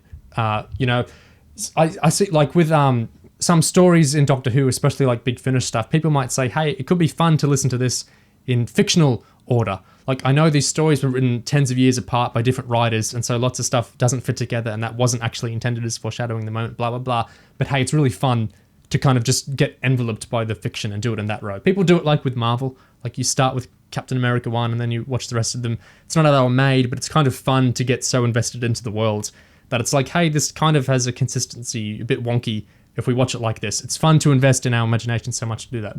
Sure. But people do it so much that we get these defenses like, hey, the Doctor misspoke, or Karvanista said this because of the thing in the story. And it's like, I don't even know what we're talking about anymore. I don't know who I'm talking to, because all this was designed, all this was made by someone. Karvanista ain't real. The Doctor ain't real. How can we defend these things by like saying in the internal fiction, you know, we don't see... I think maybe Chibnall tells so much of his story off screen that it exists on, maybe, and that we're meant to like kind of invite reading into, hey, this stuff might have happened, therefore this works. What do you guys think of what I'm swirling around? I think that thing you were just talking about where someone was defending the Doctor, she misspoke, she's under a lot of stress. I think to a certain extent it kind of parallels the ideological stuff we were talking about, like the Just World stuff, but except it's applied to a television show, because it's like the show is like this because it is. It just is, and you're meant to just accept it. It's just the way of this fictional world. That's all that's happened, and it's refusing to actually look at how we might change individual things within it, how choices that are made in this episode could have actually been better. It's just a desire to not look at the underlying fundamentals and just accept uncritically this thing, this slop that's been given to us.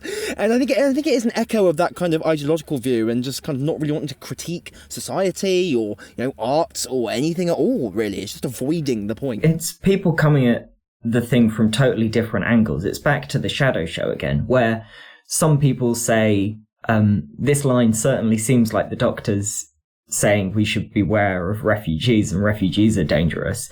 And then other people say, well, it can't mean that because the Doctor isn't xenophobic, so therefore this thing she said can't have been xenophobic, so therefore it means this instead, right? It's every time there's a weird jump in the plot or something starts working differently, one half of the audience asks, well, didn't that work differently before? How did that? And the other half of the audience go, oh, clearly it works two different ways because it worked two different ways on the screen. So therefore, yeah, that's how it works. Tecteun's motivation changes scene to scene, and people go, well, clearly that means her motivation changes scene to scene rather than that she was written inconsistently. I think it comes back to this plan stuff. I think it's a kind of two sides of the same coin, where it's just this idea that there's a underlying consistency and like pre-existing logic and plan to everything, where it's either we're thinking of the characters in the fictional internality, like 13 didn't mean this, well, she doesn't exist. Chibnall wrote these lines. That's what we look at. Or it's the other way of, this is all planned out, so the line might seem weird now, but it'll make sense later. I think it's both these sides of like investing yourself really deeply in this idea of a greater scope and scale behind what's on the screen than is in there. I think this leads quite neatly into the list. Sure. So we did this with the Timeless Children too. I think it's interesting when finales come to look at the kind of lines and stances that were taken on a series, and specifically a finale, as they came, because it's a reflective time now. The series is over. Doctor Who Flux is over. There's no more.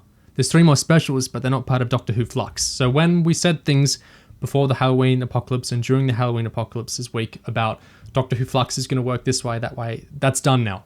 There's no more that can be added to that. Doctor Who Flux is finished. If we couldn't judge it early back then, we can now, because it's complete now. The 3 specials are a separate thing. We can talk about them as they come, and so on. So, but maybe Tecteun will come back. Defenses. Apologisms. Approaches to this episode and this series that I think are interesting to go through now that it's finished. Firstly is, it's not that deep.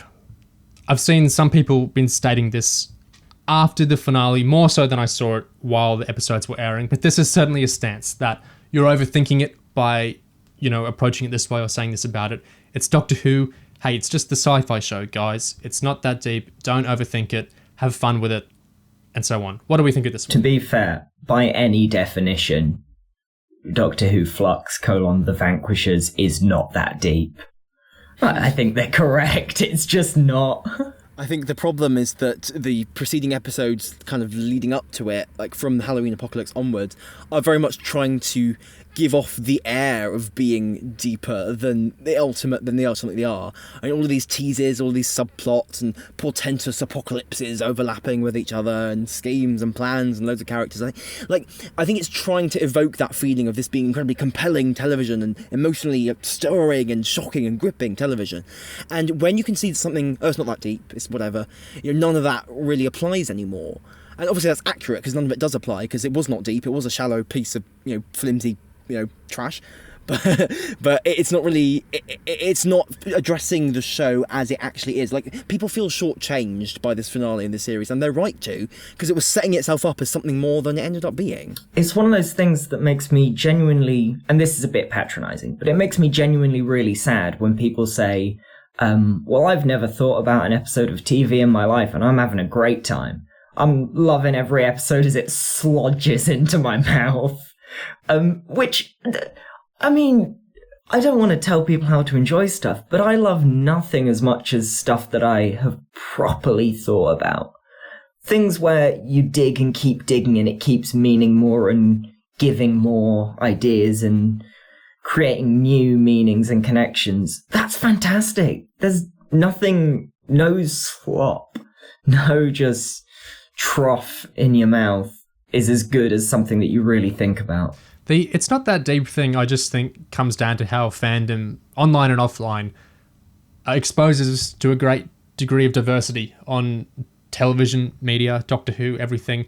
And people will get surprised and attracted and repelled by different people's approaches. There are some people that, like how we talk about the show. There are some people who don't like how we talk about the show, and vice versa. There are, some writers and communities we like reading or seeing, and there are some we don't. It's healthy. It's natural. I think it's totally fine for some people to think it's not that deep, others to think it's super deep, others to think, I don't know if it's that deep, but it's fun injecting depth into it. The thing I just return to, though, is I feel like there are two big stances with this. Well, there are two big shapes I think these sort of lines take. And it's effectively people wanting to have conversations and people wanting to stop conversations. I feel like there's critical and positive people towards episodes like this that want to have conversations. Obviously we do, because we've been talking for like 90 minutes now about the episode. We like talking about this, and I like seeing people with different approaches to me. I go and I seek out positive or negative reviews and takes on episodes, because I like seeing the way people bring themselves to things differently and how they're different than me. And sometimes it makes you realize, oh, I actually feel really strongly about something. I didn't realize I did until I saw this person thinking this way. Or it makes you there's all sorts of interesting stuff, conversations to be started from seeing different people's opinions. You always can not expose yourself to that too. You don't have to go on Twitter. You don't have to go on YouTube. You can, like Chibnall has said, he doesn't read criticism of the show. A lot of people hate that. I think it's fine personally, but that's the choice he's making. So I feel like it's a conversation stopping thing when people kind of broadcast, hey, stop talking that way, or I don't like when you talk that way. It's not that deep. It's like, sure, it's okay to believe that. That's totally as valid as anyone else to believe it's not that deep. But what are you doing by kind of broadcasting like that? Like, people aren't going to stop having those conversations. You can stop seeing them if you want. Like, I have a big complicated array of how I've set Twitter up, because there's a lot of stuff I just don't like seeing talked about on Twitter, because it's something about me personally, or it's connected to stuff. So I just don't want to see Twitter discourse on that.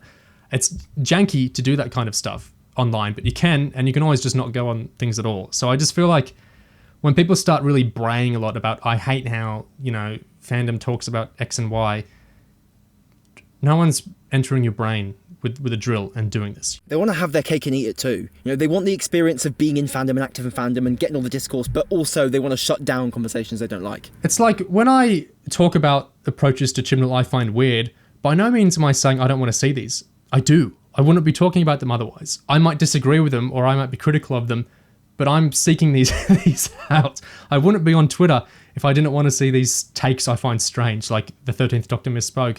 I simply wouldn't expose myself to it if I didn't want to see that. And I think we all have a lot of agency. It's easier for some of us than others, but I think we have more power than we might know when it comes to our places in fandom. I'm thinking about that idea of agency. And I think part of it is down to confidence. I hope this isn't rude at all, but I assume all of us here are very confident in our opinions about stuff. Like, it doesn't, I'm often wrong and I often change my mind. And me too. However often I change my mind, wherever I'm sitting, have strong opinions and think about things a lot and work through those opinions in depth, and I love doing so. And I think a large amount of the people who are at dis-ease every time anyone is critical around them is because maybe they aren't so confident in those ideas. Possibly. Is that rude? When someone is really critical of something I like a lot, like there's a lot of, I'm watching and enjoying The Wheel of Time right now. There's a whole bunch of discourse around that I don't like. I completely understand their views and I've set them aside because I think they're silly for my own reasons. I just don't look at them anymore. I feel confident in how I approach the show and the books. I feel comfortable in my space in the fandom.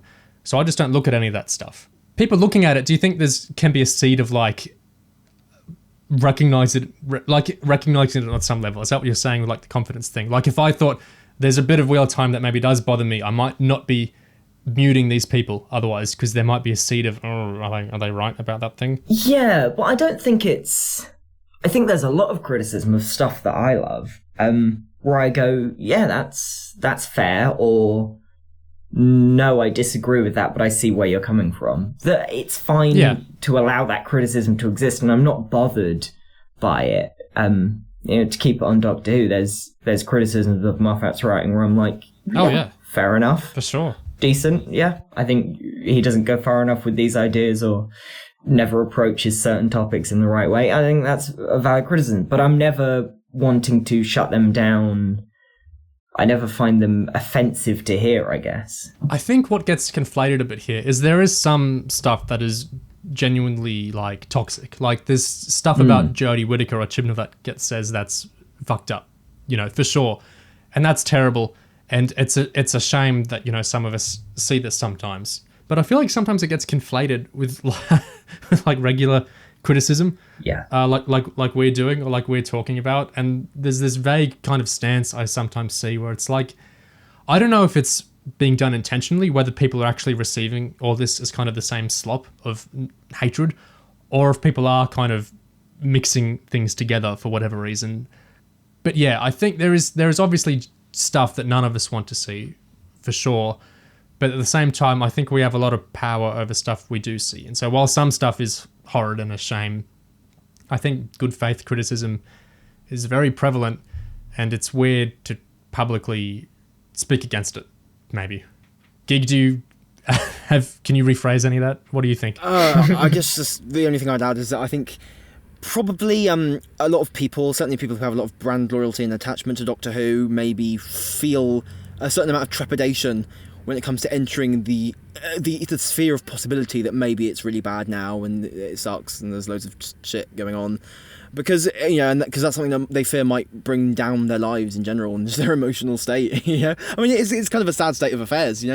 So, and maybe some people don't really want to confront that or think about that. But yeah, again, I mean, it's like I said before, they want to have their cake and eat it too. They just want fandom to be a rosy place where no one complains. Yeah. There's so many people that are positive that I feel like I don't feel like there's crowding out. I know of people and communities, mostly positive on this era, that seem thriving to me. I know of people and communities that are good faith, negative generally to this era, that are thriving too. I don't feel like those cancel each other out. I don't feel like people are cancelling each other out here. All of this coexists.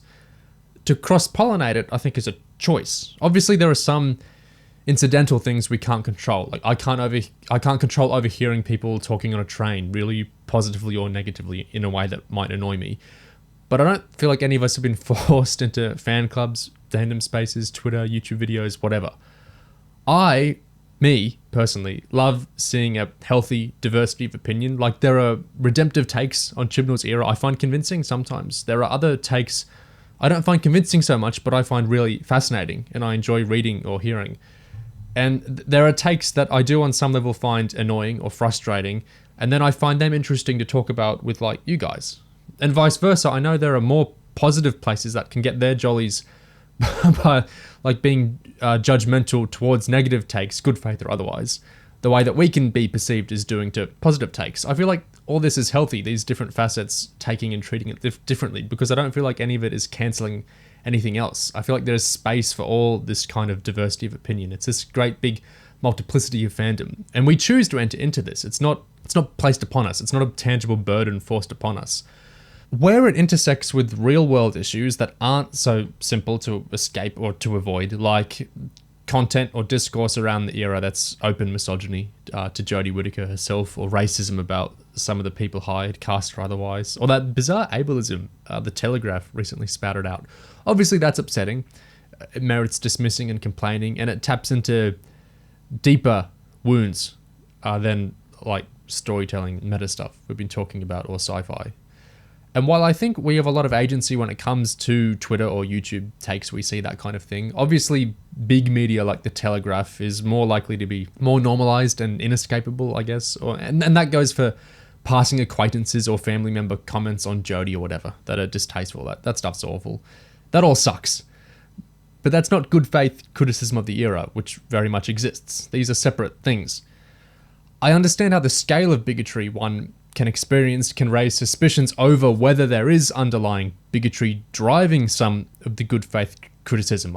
That's a little nuanced thing that I do see people talk about. But I feel like, well, firstly, when things have gotten to that scale, perhaps experience of fandom in general has become an unhealthy place, at least for a time. To bring things back to my personal experience with The Wheel of Time I mentioned earlier, I basically just completely exited fandom for a few months back when the initial castings for the show's main cast were announced, because to my eyes there was so much open bigotry that incensed me that even criticisms that were maybe more good faith, well, maybe this is a bad example, because on reflection I'm not sure how much they were present, but let's say there were good faith criticisms present at that time. Even more good faith criticism still felt overwhelming and exhausting to me emotionally, because the scale of the bigoted response stressed me out. It emotionally tired me out. It was really unpleasant to me. So I exercised my agency and I just stopped following online fandom stuff for Wheel of Time for a while, a good few months I think it was, since my emotional bandwidth wouldn't vibe well with the state of fandom and discourse at that time. We can do this. Bigotry and anything else that's emotionally exhausting in our own lives, obviously that's hard to control, but our interfacing with Doctor Who fandom, I think for most of us, is one of the smaller things in life we can control more. So I completely recognise how ugly and bigoted a lot of the conversation around Jodie in this era in general can get. Obviously there's so much good faith criticism that isn't that at all, and obviously sometimes real world bigotry can tire us out to the extent where our mental bandwidth isn't so accommodating to that distinction. But underlying all that, I think, is that while the wider world is exhausting and scarily out of our control in a lot of these ways, I think how we choose to experience Doctor Who and Doctor Who fandom generally isn't as much out of our control. And so the conversation stopping, thought terminating kind of cliches like it's not deep, you're reading too much into it, stop talking about it essentially. I think those are back to that deflection discourse we talk about. I don't want to try to make anything objective out of this, but you do see fewer and often quite bizarre, in-depth writing about this era positively. You've got the one I mentioned a few weeks ago about the Doctor eating ginger sweets, making her an alcoholic. But these kinds of ideas, the people digging in the depth in a really positive way often ends up being bizarre and stilted and not quite working, not being able to create that community of depth. If people want to see more positive writing on the show, they can go positively write about it. Yeah. I don't think any criticism is arbitrary. Like, this discussion didn't ferment out of nowhere. We organized this, I edited it, we broadcast it. Like, this exists because we've manifested it. Like, for the people that just kind of generally complain as I wish there were more positive essays or whatever in this era, I think they should go write them. I would be interested to read them. I think that's absolutely what they should do. If you see a lack of something, I think all of us in some regard with this era, I might have had a viewpoint we wanted to talk about that we didn't see broadcast as much. And so we've gone, you two guys have blogs, I have this. We all chose to manifest our takes into the world like this. I think that's the great thing to do in fandom. I would welcome more positive long form stuff. I'd love to read it. But of course, as we all know, it's not that deep. So why bother writing positive essays? Because it's just not that deep, guys. Why think about it? Stop thinking. It's not that deep, but also if you say it's not that deep, then how dare you? Because exactly the same thing happened in earlier eras. I think it's this, sometimes it is two different people. Like, it's not the same people always saying these criticisms or defenses that contradict each other, but sometimes it is as well. And that's why we've talked about the swiveling door thing, of where it's not the criticism or defense itself so much, it's just to have one at all. Loads of fans aren't like this, but there totally are some that are. I have noticed, you talked about how there's still 3 episodes to go, you can't judge yet, how that's going to eventually give way to something else, be that, hey, you'll never know what they're going to do in the spin-offs, or you don't know what was planned before COVID, or whatever. And I think that stuff is going to persist to a degree, but I have also seen or noticed a kind of shift in perspective in how people are talking it, where the line becomes more like There's a very subtle replacement of that. Hey, you can't judge. There's still more to go with. Well, wasn't that enough? What? Yes. All the answers. It was already answered, actually. Telling you to keep waiting for the answer, and then when no answer comes, you go, "Oh, actually, it was never a question, so don't worry about it." There is that. That's that's like what do you mean? What do you mean it didn't work? It did. What do you mean unit? There wasn't logic to unit. There was. It did this. What do you mean? It was not satisfying. It ended. I see what you mean. There is that kind of pushback, which isn't that it's okay that they didn't do this. It's that, hey, they did do this. And they're just kind of defining the this differently than us. It has totally jumped. Clear example. After last week, it was, well, don't judge the unit stuff being superfluous this week because it's going to be in next week. So you can't say it's superfluous now because it's setting up stuff for next week. And then this week happened and the line becomes, well, what do you mean it wasn't doing anything? The unit scenes were there and we had unit and unit was in it. And we had the unit story. It was about unit. And so suddenly the things we're waiting for payoff from become the actual substance because there wasn't anything else to it. This is what I think is the big value in talking, like contemporary talks about episodes week to week before the next one airs, is you get to kind of capture some of the specific, not only ours, but the other fandom stuff we see out in the big fandom worlds, reactions and lines and episodes like that. And I love that because I can't get that for Classic Who easily. It's hard. I have to go trawl fanzines and read all sorts of stuff. And even then, it's only a certain type of stuff I'm picking up.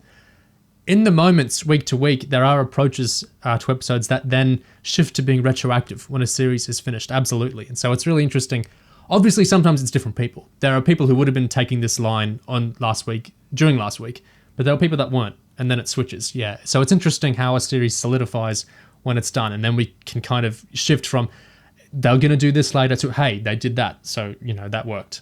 Yeah, that's interesting. Especially with Chibnall, you see the process of people training themselves to accept the bare minimum. Yeah. The thing about finales and the reason they're so interesting is because they always work as a recontextualization of everything that comes before. Yeah. But this somehow amazingly sort of wasn't that. The big reveal that everything was exactly what it seemed. But what it has recontextualized is all the conversation around the show, which now looks totally different in retrospect. The weeks and weeks of speculation and deep lore ideas and why can Swarm regenerate? And maybe we're going to see the other side of that portal. All of that gets recontextualized as just hoping for more when there wasn't anything there. Well, I guess this leads us into the second on our list of a dozen items. Well, I think we that one Oliver just said it is the last one on my list. Okay. Which was what do you mean it was unsatisfying? It wasn't. So have we technically already covered 2? Yeah. Or were there other ones that we talked? Okay. On the chapter thing, I would have that as 2. That one was yeah. What do you mean it didn't have an ending? It did have an ending. And I saw someone on Gallifrey base who was like, I can't believe you people are criticising it just because it had subplots. I can't believe you. There was plenty of story. How could you not be satisfied with that? There was loads of story. There's too much story. What do you mean you want it to have a story? It was really just unhinged. I mean, the fandom is such a big part of this era's experience, though, I think. It's an interesting... Yeah, I mean, I feel like arguably it's like more than half, it's really dominating the thing. The next line I was thinking of, which I saw this one a lot in the first week especially, and some people kind of anticipating it before the premiere, which was basically, hey, Flux is a new way of telling Doctor Who stories. You're judging it like a regular series. You need to recognise the new type of storytelling this is. You're treating it like it's Series 10 or like it's a certain type of show. It's not that. It's Flux. It's this type of show. It's a serialised type of show. It's Chibnall's telling a story differently now. You're treating it like something. It's not that. You're judging it week to week, or the kind of weird alternate one that's sometimes varied to is like, hey, you're judging it like a whole series rather than the episode as it came this week. So this one, basically, that you're judging it wrong. It's serialised. It's different to normal Doctor Who. The complaints or even the positive things you're saying about it don't really apply because it's not operating it that way anymore. What do we think of this one? I mean, that one basically sounds like a way of trying to make it immune to any criticism. So if you just go, well, it's this strange new thing that no one's ever heard of before, so how can we possibly have opinions about it or thoughts about it? I mean, it is just a way of invalidating any possible like approach or criticism or analysis of it in favour of just, you know, the just world thing of just accept this, just accept how it is. Yeah, that's the thing. It's the same criticism, actually, because it is what it is. That's it. No interrogation. Just, well, this story is what it is. You didn't want it to be like this. Well, this is the way that it was. So, things are the way they are. I didn't like that approach because of a few reasons. For one, I think it was really uncritically ingesting Chibnall's comments on the Comic-Con thing. Like, he's the guy in charge of the show. We're not like his customers, you know? Like, it's okay to disagree a little bit with what he's saying or be a bit skeptical about what he's saying. Like, I don't know, we had set leaks of all sorts of different locations before the show came out. Even if you didn't have that, it's Doctor Who. They tend to have episodes in lots of different locations. So when he said it's ultra serialized, and I saw some people receiving this as like, oh, it's all going to be like in the same town, like Broadchurch or something. I was skeptical towards that because of how the show has worked before and how Chibnall has written before. So I feel like on one aspect, people were eating up the promotion of the series really uncritically, which I found weird. Like, even in Moffat's series I loved, I never just take what he's saying on the surface level because often he's lying or he's exaggerating things in a certain way because he's a BBC, he works for the BBC, he's working for a TV show, his job is to promote it. And I have lied my arse off for months. You know nothing, so don't make presumptions. You know, when like Moffat comes out with these big reasons for why Paul McGann couldn't be the Mystery Doctor in the 50th, and then later we learn he put a very brave face on it, but that was more of a BBC decision than his decision. It's like, I don't understand why some people like take showrunners at their word so much. Their words are super interesting, but I find it weird to take them at their word. Like, they're trying to do something to you. They're trying to promote a series to you. They want something out of you. They want you to watch it or, you know, buy the Blu-rays or watch it on iPlayer or Live TV or whatever. That's one aspect of it, why I found just receiving Chibnall's it's super serialized and now it's going to work like this a bit weird.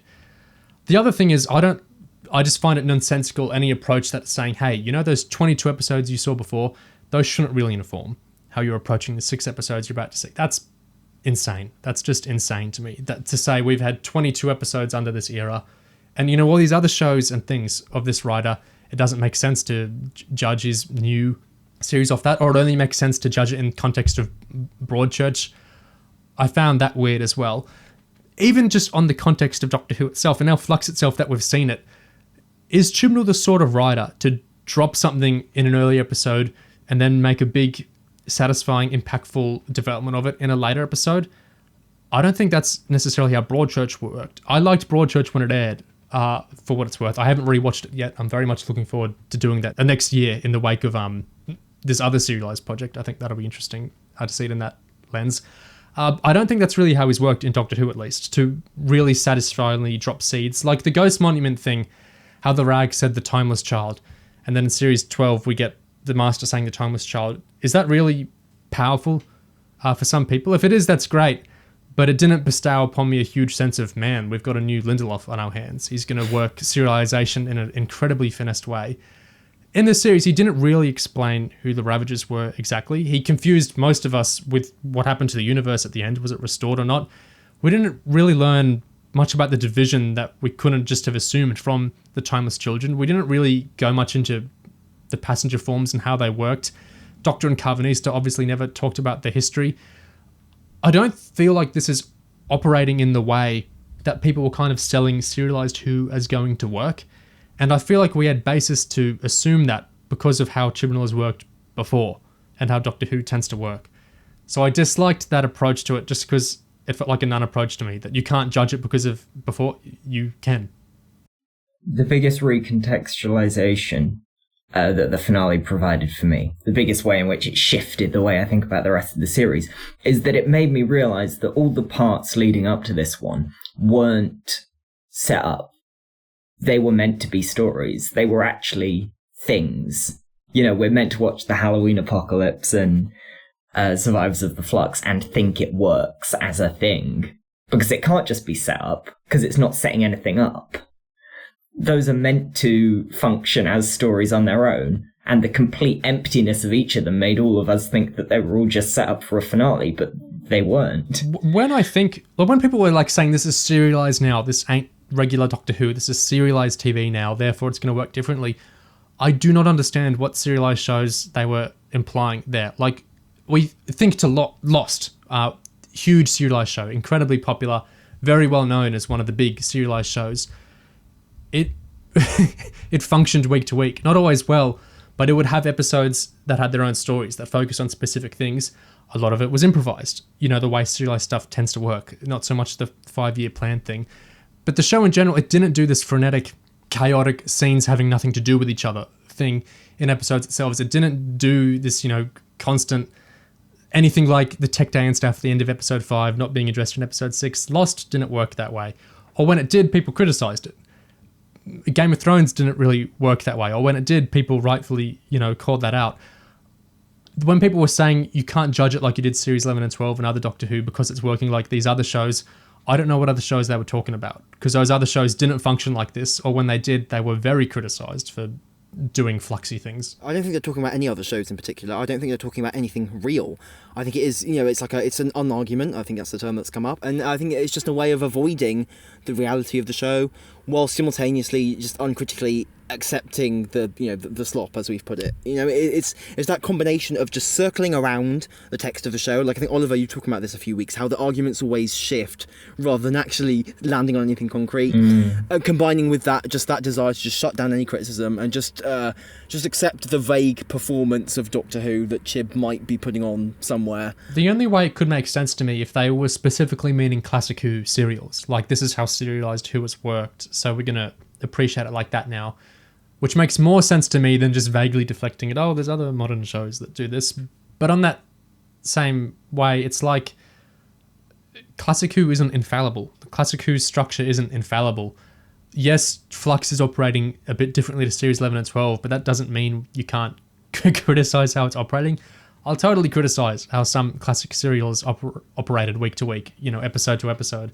It being like something that came before doesn't make it immune to criticism now. It's like some classic Who serials did this shit really well. Like, the War Games is a very long serial, not as long as Flux, but almost, you know, and it has lots of different time periods and settings, has a shadowy organisation manipulating stuff from behind the scenes, and it, you know, it has this incredible build, it has this pivotal decision taken by the Doctor at the climax, has crushing, massive personal consequences. It's a drama. It's entirely possible to do long, complex Who without sacrificing drama.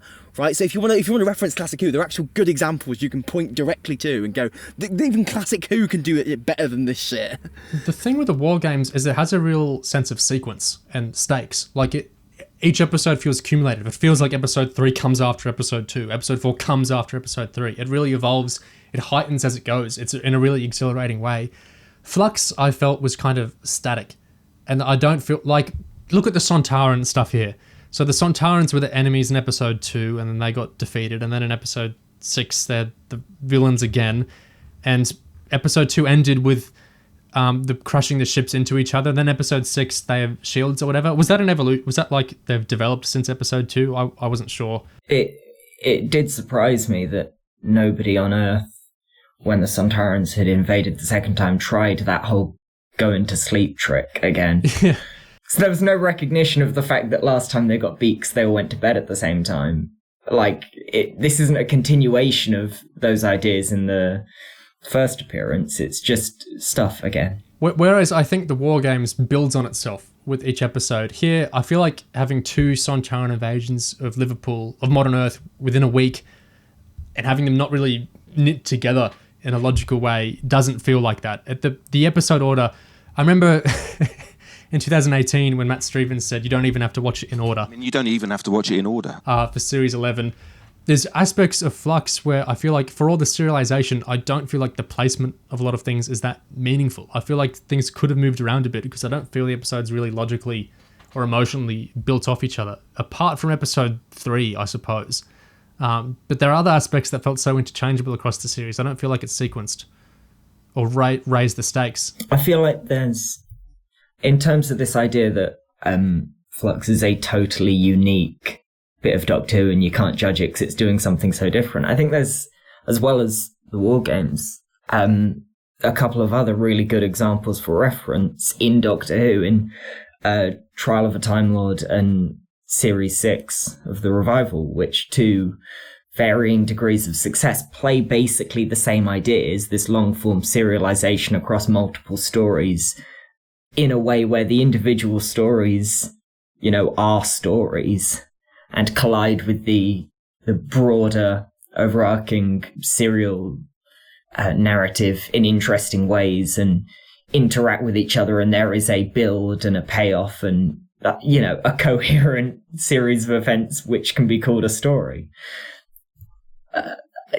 It's just the characters don't change. There's none of the intelligence and structure and cohesiveness that Doctor Who itself has done in serial format several times already. There is no build, there is no momentum, the structure is not used as a tool to help tell the story, because there is no story, there is no plan, there is no intention, there is no point. Extremis is an excellent example of you cut away to a seemingly unrelated subplot across space and time, and it thematically reflects the thrust of the A plot, and it ties in to the actual narrative. And that sort of logic, that montage-esque mega structure that you can set a story in, it is a good idea and a good thing that can work. There's nothing unique about the way that this series is structured. It's just done poorly. Yeah. Another line of defense, kind of the inverse of our first one, isn't that it's not that deep. It's the other way around, that it is super deep. It's an incredibly deep exploration of colonialism, Norse mythology, deep extended universe lore, Lung Barrow, or whatever else. I see this one trotted out a lot. It's like, you're not understanding what the show is doing. What it's actually doing is, the Norse mythology stuff. Tome talked about it last week. I know, Oliver, you would have thoughts on it too.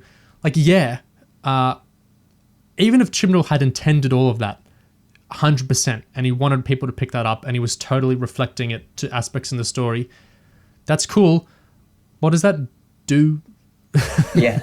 How does that... It's just saying a story rhymes with another story. How does that make it good, is the bit I'm missing. I understand, it's referencing another thing. That's great. How does that... Especially given how irrelevant it all turns out this week. The tree, the Yggdrasil tree of life, completely forgotten about, Mm-hmm. Yeah, and the colonialism stuff, it's like I've said earlier, I really like a lot of these readings. I think people put a lot into them, and sometimes they articulate them really well, and they make their own interesting points about society through them. That's great. I still feel like it functions more as criticism in a good way, as response to the text, than it does something in the texts itself, which are so scattered and incoherent, I think, with a lot of this stuff. All this stasis stuff we've been talking about across the Chibnall era, how this plays into how some people read it as this huge anti-colonialist invective. I would be interested to see or read. I feel like it's stuff fans... Yeah, I think fans do a great job reading political stuff into the show, but I feel like there are some episodes that are staking big political claims. Whatever you think of them, the Zygon episodes are saying things about morality and saying episodes about the world. I mean the 2015 Zygon episodes, not other ones. Flux, I don't think so, because I don't think it's in the text, it's in the dialogue so much. I'm not an idiot. I can read subtext, and I do, but I think it's a bit of a reach to say Chibnall's making a huge claim about colonialism in Flux itself. I love to read takes that talk about it, though, but again, I think it's this kind of secondary skin of fans doing additive, incredible work with the series in their own texts, their own essays, their own YouTube videos, but I feel like saying it's good because of this thing that I can explain to you how it's in the series. Sometimes there's a lot of validity to that, because sometimes there really is stuff that's very much in the text that people are missing. This does happen, even in Extremis itself, like we're talking about. But I feel like there's a fine line, and sometimes it becomes more of a fan's own work, which is great, but it's like this Norse mythology thing. It's like, I don't feel like we're talking about the actual text of the episode so much anymore as much as the stuff we're putting into it or papering over it or extracting from it. You know what I mean? Same with the EU. Like, Chibnall said he hadn't read Lungbarrow a few years ago. For us to say he has, and now he's referencing it, we're making a lot of assumptions, and that's not stuff in the episode. That's us, imagining maybe this happened and this affects. That's coming from us, not from the episode, I would say. And this stuff usually takes the form of, oh wow, there was thing in the episode, therefore it was good, rather than this story develops this idea in an interesting way. So, a character mentions like, oh, interfering with other societies is bad. Wow, this is such anti-colonialist television, socialist king, amazing. But, again, if it was intentional, then there'd be some engagement with the idea, not just a lip service thing, which you can maybe hear as that. It's incredible to see that. I see like a TV show will have like a character say one line about unions, and suddenly it'll be like claimed to this huge extent by people who will champion every facet of it and this huge degree. And it's like, it reminds me of this Thasmin stuff, and that I feel like it's like, I don't even know if they're scraps. There's something you're peering at and perceiving as a scrap, and then you leap onto it and you're proclaiming something as like an enormous 3-course meal. I find it very strange. There is media out there that is brazenly, incredibly anti-colonialist. There's some really great stuff there. You could read that. you know what I mean? There's amazing lesbian TV shows out there you could be watching. I'm not sure that saying Chibnall has a plan for Thasmin is necessarily I feel like there's other places that some of the stuff is being done very well, and it's kind of minimizing or patronizing to me to like look at Doctor Who, say, look how anti-colonialist or lesbian celebratory this series is because of this thing I can read into the episode. I just find that really weird and kind of sad. It's the idea that the 13th Doctor is being judged by the narrative and deconstructed for having inconsistent morality because she has inconsistent morality in the show, right?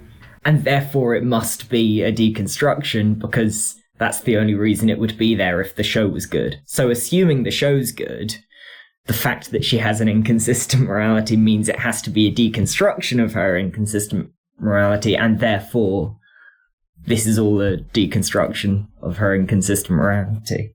This leads into another one I wanted to get into, which you brought up, Oliver, which is that it's full of ideas, it's creative, it's bursting at the seams with concepts and things. It's science fiction, so it's good. That's great about it.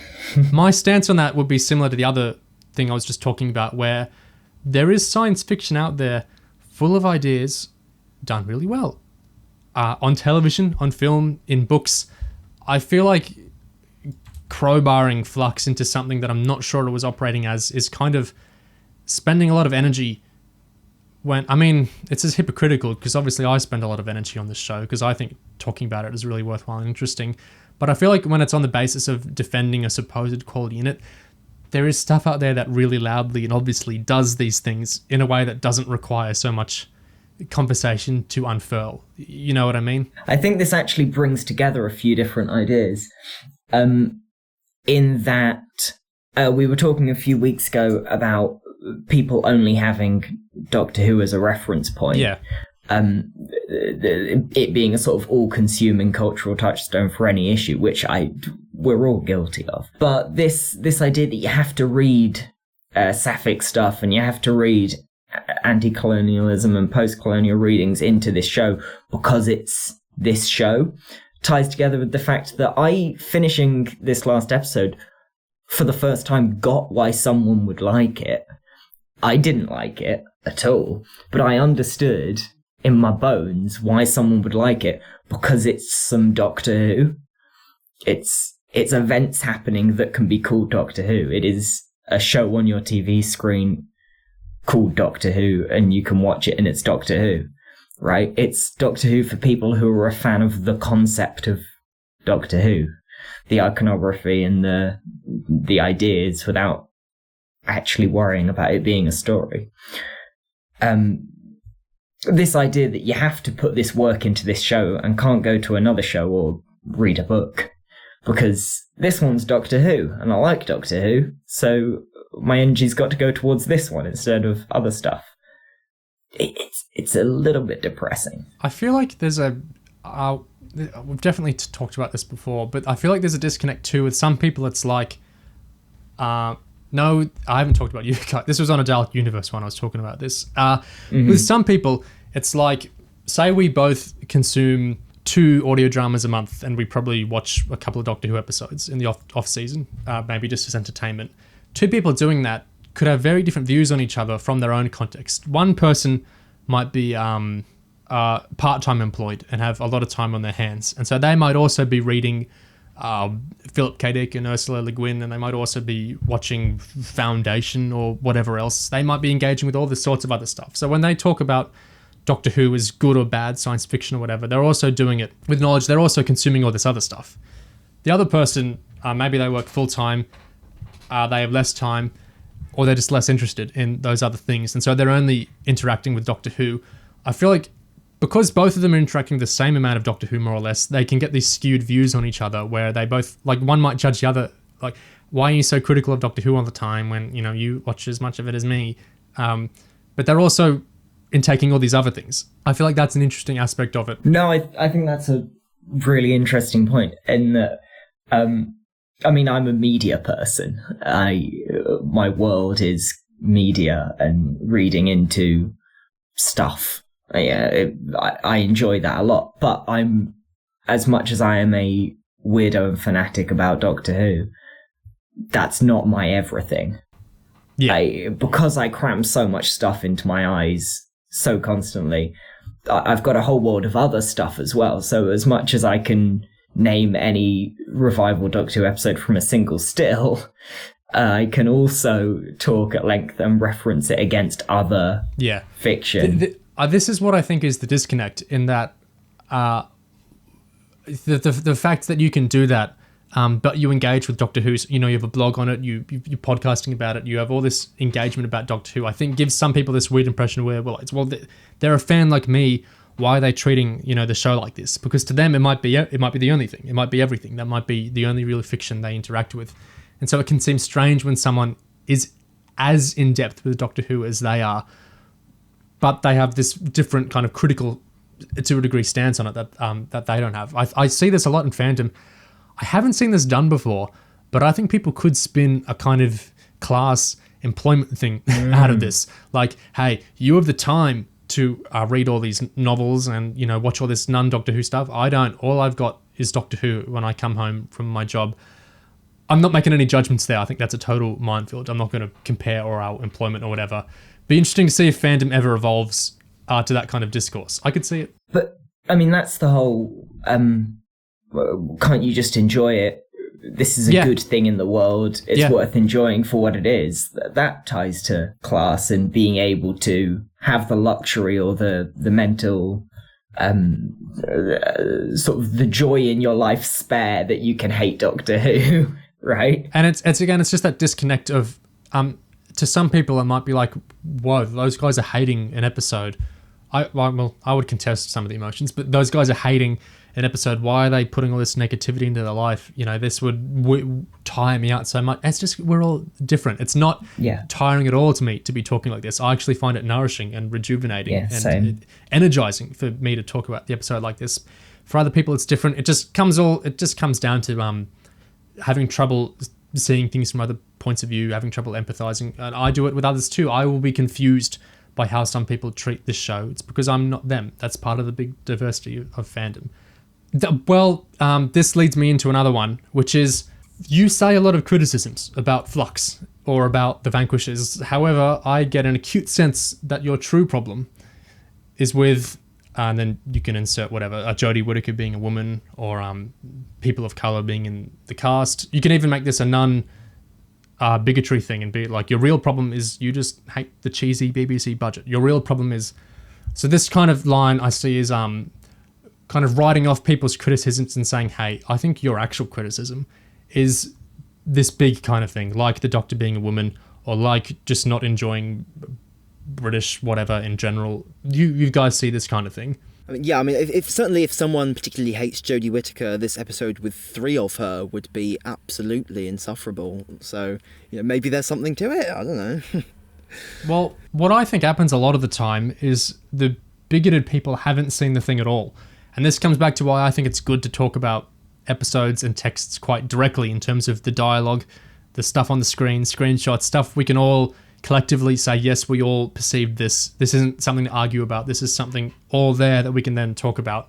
I think that's really handy because you see with loads of these things, a lot of the bigoted side is people just hopping on these kind of cultural war narratives, and then Doctor Who or what other franchise is just another tool in the arsenal. They're not really talking about Doctor Who exactly.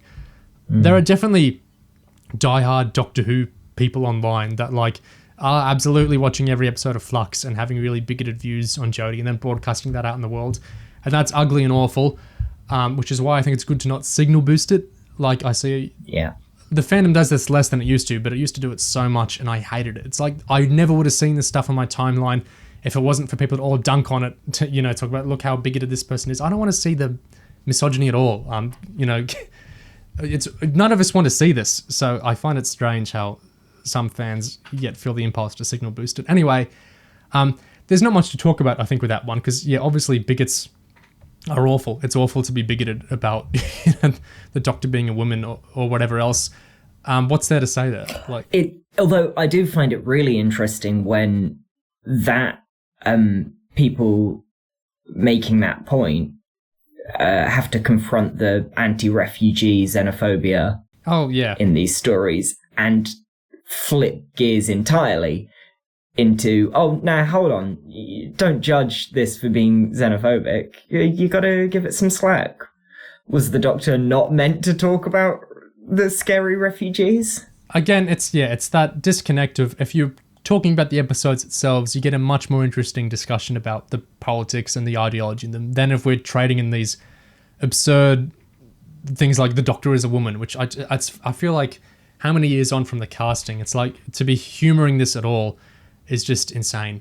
Wasn't it even The Guardian this year or last year that had like an article like Doctor Who isn't as woke as you think? Yeah. Yeah, so I feel like the point we're at now is a point where as much as we can avoid the conversations of isn't it messed up that people hate the Doctor being a woman, it's good to move past that because, yes, obviously they're ridiculous. And I think we've moved on to more interesting discussions about the era by now. Speaking of, another line that interests me that we've touched on as we've gone is there are 3 stories left.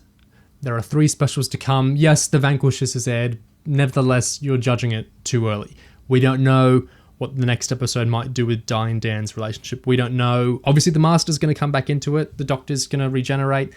As all this stuff is to come, so it's a bit premature to be judging the resolution of like how the universe was restored. Hey, maybe the next episode will restore the universe or do a really interesting story in the wake of the universe not being restored. This classic line of there's still stories to come, therefore you're judging it too early. I'm going to be 100 years old still watching Doctor Who, and people are going to be saying, you can't say the Stenza didn't go anywhere. The Stenza might turn back up. Yeah. The Stenza have got a box set now. This 10th Doctor Stenza universe. I think the trouble is like the finale didn't really like make a point of gesturing at potential for Tecteun to come back or for addressing the whole universe being fucked thing.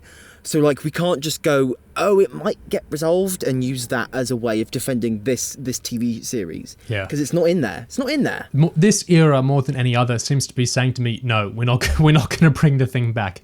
We're going to have Tecteun killed and then we're not going to talk about it next episode. We're going to have the Timeless Child character arc for the Doctor resolve one way, then we're going to walk it back. Like this, more than other eras, I think is saying the opposite to me if you're judging it too early. It's saying, judge away. We've shown you how we operate. I don't feel like we're ill-equipped to judge this era. I feel like we have 28 episodes of tools to use to judge it by now.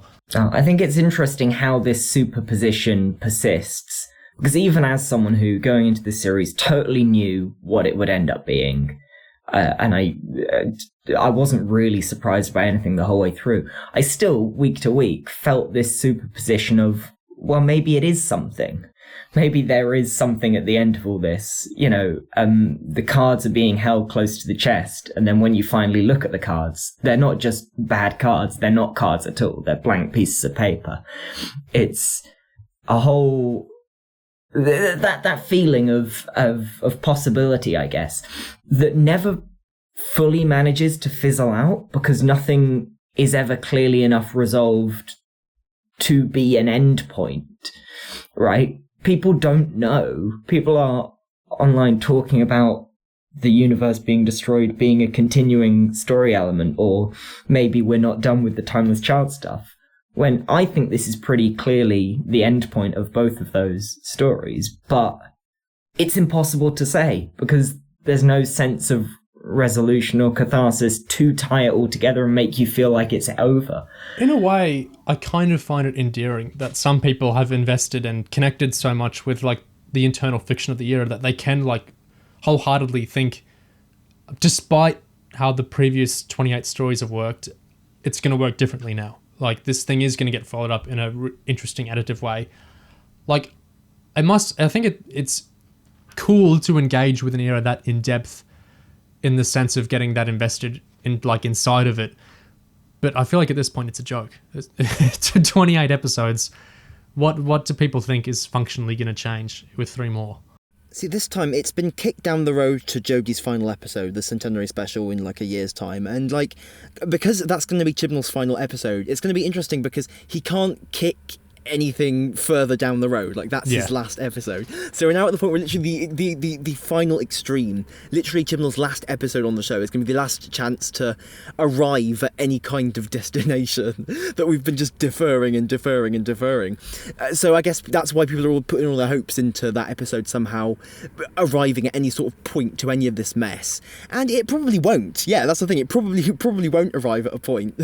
But it's the last chance. It's the last chance. Well, people were doing it with the Vanquishers for all this Flux supposed setup. They put a lot into, well, the finale of a serialized show is going to make it all fit together. Arguably it didn't, and therefore the can gets kicked. We've got 3 specials. It's how these things... Well, I think this ties into another one I wanted to talk about. Now we're talking of Chibnall leaving, which is, look, the man is leaving after 3 episodes. Is it really worth complaining now? Why are we spending all these negative energies now? He's nearly gone. There are 3 more episodes of this era. Like, come on, give it a break. It's nearly done. Enough of the complaints at this point. It's not 2018 anymore. We've heard it all. Stop. Don't criticize Keir Starmer. He's only just become party leader. Or don't criticize him. You might make him lose a by-election. Or you can't criticize him now. There might be an election soon. There's never an opportunity to actually criticize. It never comes. If we don't like address and look at and just nakedly look at the big sweaty arse stain that Chibnall has left on the world, then how will we ever learn anything? How will we ever like grow and develop from the experience if we don't allow ourselves to think about why we don't enjoy this or why we do enjoy it, as the case may be? Like, it's just another thought-terminating cliche, just another sad, pathetic attempt to stop people from using their brains, you know? Yeah, that's what I dislike about that one, is that I feel like it's writing off people who do like the era. Like, to just say stop talking about it because it's nearly done, it's an ugly thing. There are people who will write beautiful, positive things to say about the era because of how they're going to engage with these last 3 specials. There are people who are going to do the opposite. There is so much to say. It's just a cheap... thought-terminating thing to say, come on, it's going to be over soon, therefore stop talking about it. Yeah. We've still got another year to go. Like, they just want us to not do anything. I really they want us to stop watching and go away and stop talking about it, which we could do, but we don't want to because this is fun. That one leads neatly into my next one, which was, it's about the journey, not the destination. This can go to the overall era, but also Flux itself. Like, hey, yes, it has a finale. Yes, it's a serialized, but didn't we have fun in week 2 and week 4? Wasn't the Sontaran episode, the first one, fun? Weren't the Weeping Angels fun? We had good times along the way. Maybe it didn't resolve as neatly as it could have, but come on, we had good times on the road. It's basically this one. Journey before destination. What do we think of that one? I mean, the destination is pretty important. I'm not going to lie. Like, making sure we actually end up somewhere is sort of the main reason I'm here. In no small part, I think that argument's relying on this, the speculation, the shadow show, the reaction to it, being this wild fever dream of guesswork and ideas, which is fun. I have enjoyed that. over the series, just randomly trying to piece ideas together and figure out what it all might mean. But the show itself should also mean something, and that's what the actual criticism's about. I feel like that stance too implies a positive engagement with the earlier episodes, which isn't necessarily the case. Like, we've captured our temporarily locked responses to the first 5 episodes as they came, and I don't think those in a vacuum are like uncritical compared to the finale. So about the journey, not the destination, sure, even if we set aside criticizing the destination, we criticize the journey as well. I think even good, fun experiences with the past episodes can be retroactively kind of ruined if the overall journey turns out to have been leading to somewhere that retroactively fucks up the journey, if you see what I mean. It's like, because at the end of the day, we've experienced something. I think if you experience something that you find to be ugly and miserable because it was created by someone who doesn't care, then, like, no matter how much fun you may have had guessing that it might be going somewhere cool, it's just gonna, in the long run, feel cumulatively like a mess and kind of like a bad thing, a regretful thing. This is the tricky thing with serialized storytelling, if that is indeed what it was, because it ties everything so much together. You know, if one block falls, the others might fall for a viewer. When I think of the Doctor's crack in the time of the Doctor... Excuse me? When I think of... okay, I'm muddled up. When I think of the bedroom 11 in the God Complex and it getting revealed in the time of the Doctor that it was the crack in Amelia's wall that the Doctor was afraid of, I am with most people thinking that was pretty crap. I don't think that's a very fulfilling explanation, and I don't want one at all. Yet, the God Complex has so little to do with the time of the Doctor. They're not serialized together. They're an entirely different series with entirely different concerns. So I'm not bothered when I'm watching the God Complex by knowing, hey, the time of the Doctor, a totally different writer than this episode who came up with this concept, wrote that it was the crack. I'm not bothered by that because it's not connected. It's not serialized together. It's not really knitted together. That's just the nature of Doctor Who as a huge long-running series. As retcons get papered on retcons, that's the bread and butter of Doctor Who. You let them affect you as much as you want. I don't think William Hartnell is playing a Time Lord in An Unearthly Child because I don't think Time Lords existed yet, because that came later. So I don't think the crack in the God Complex is behind that door because that Moffat hadn't written that yet. With Flux, the trickier thing, some people take it much more serialized than me, and so for them, if the Vanquishers didn't work for them, it's like, oh, well, the War of the Sontarans is tainted now because the payoff didn't come. And I think that's the tricky thing with serialization, is you're kind of asking to be judged. I think back to the 2019 Watchmen Lindelof HBO show that me and Gig watched and podcasted on. The two of us loved the first 6 episodes, or we engaged really deeply with those. And then, because it's a super serialized show, when we started being let down by the next 3, it did kind of taint it for us because the show was very serialized. It was very linked together. So I guess that's one of the downsides of doing a serialized thing like Flux, is if the destination is faulty, then the journey is tainted more than it would have been in a regular series, which is more focused on filler, as we were talking about. Possibly on the flip side of that, if you were going to try and do a redemption of, like, Flux, you could say that because it's so slapdash in how it's written, so incoherent, and because Chib was obviously making it up as he went along, you could say that actually the episodes aren't really that knitted together at all. So it's actually maybe a lot easier, because, I mean, hell, watching War of the Sontarans, it's entirely possible that Chib had not written the finale at all. So if we're going with, like, well, William Hartnell wasn't playing a Time Lord because it hadn't been written in yet, well, hell, you know, War of the Sontarans, maybe that was good because the Vanquishers hadn't been written yet. You know, so you could, if you wanted to, just completely treat them as their own things. But again, that requires just not engaging with the whole serialized storyline aspect of it at all. And you know, that's what that would require. And I think so much of the connective tissue in all these earlier episodes, which helped them ride my benefit of the doubt, was all these moments of intrigue and ideas that didn't really make sense at the time, but you know, there's the possibility, the potential exists for them to be explained or be emotionally relevant or go anywhere at some point. And now the foreknowledge that they don't go anywhere or mean anything or do anything, I think is going to sink this series in the long run. I think that intrigue was so much of the fun, and it doesn't work anymore. It's like the question of, like, will it hold up... It's like, will it hold up to rewatches at all? And also the question of how important is that versus first watches, in the moment. Yeah. I saw someone on Twitter the other week was calling for, wouldn't it be cool to cut out like the title sequences and maybe rearrange a few things and air all of Flux together as a cinema event, like one big movie, because it's serialized. How I would see it. I am eager to see someone edit this all together. Yeah. Because how do you, as an editor, approaching this as an editor approaches things, how do you justify leaving in half of the series, right? When you know that all the Bel and Vinder stuff is just so much wasted time, how as a editor are you putting them in? Why are you not cutting them out? Because, writing and editing are very similar processes, and as the editor, you're seeing, oh, this doesn't mean anything. I don't need to keep this. I can imagine a pretty all-encompassing edit of Flux that runs basically the length of a two-parter.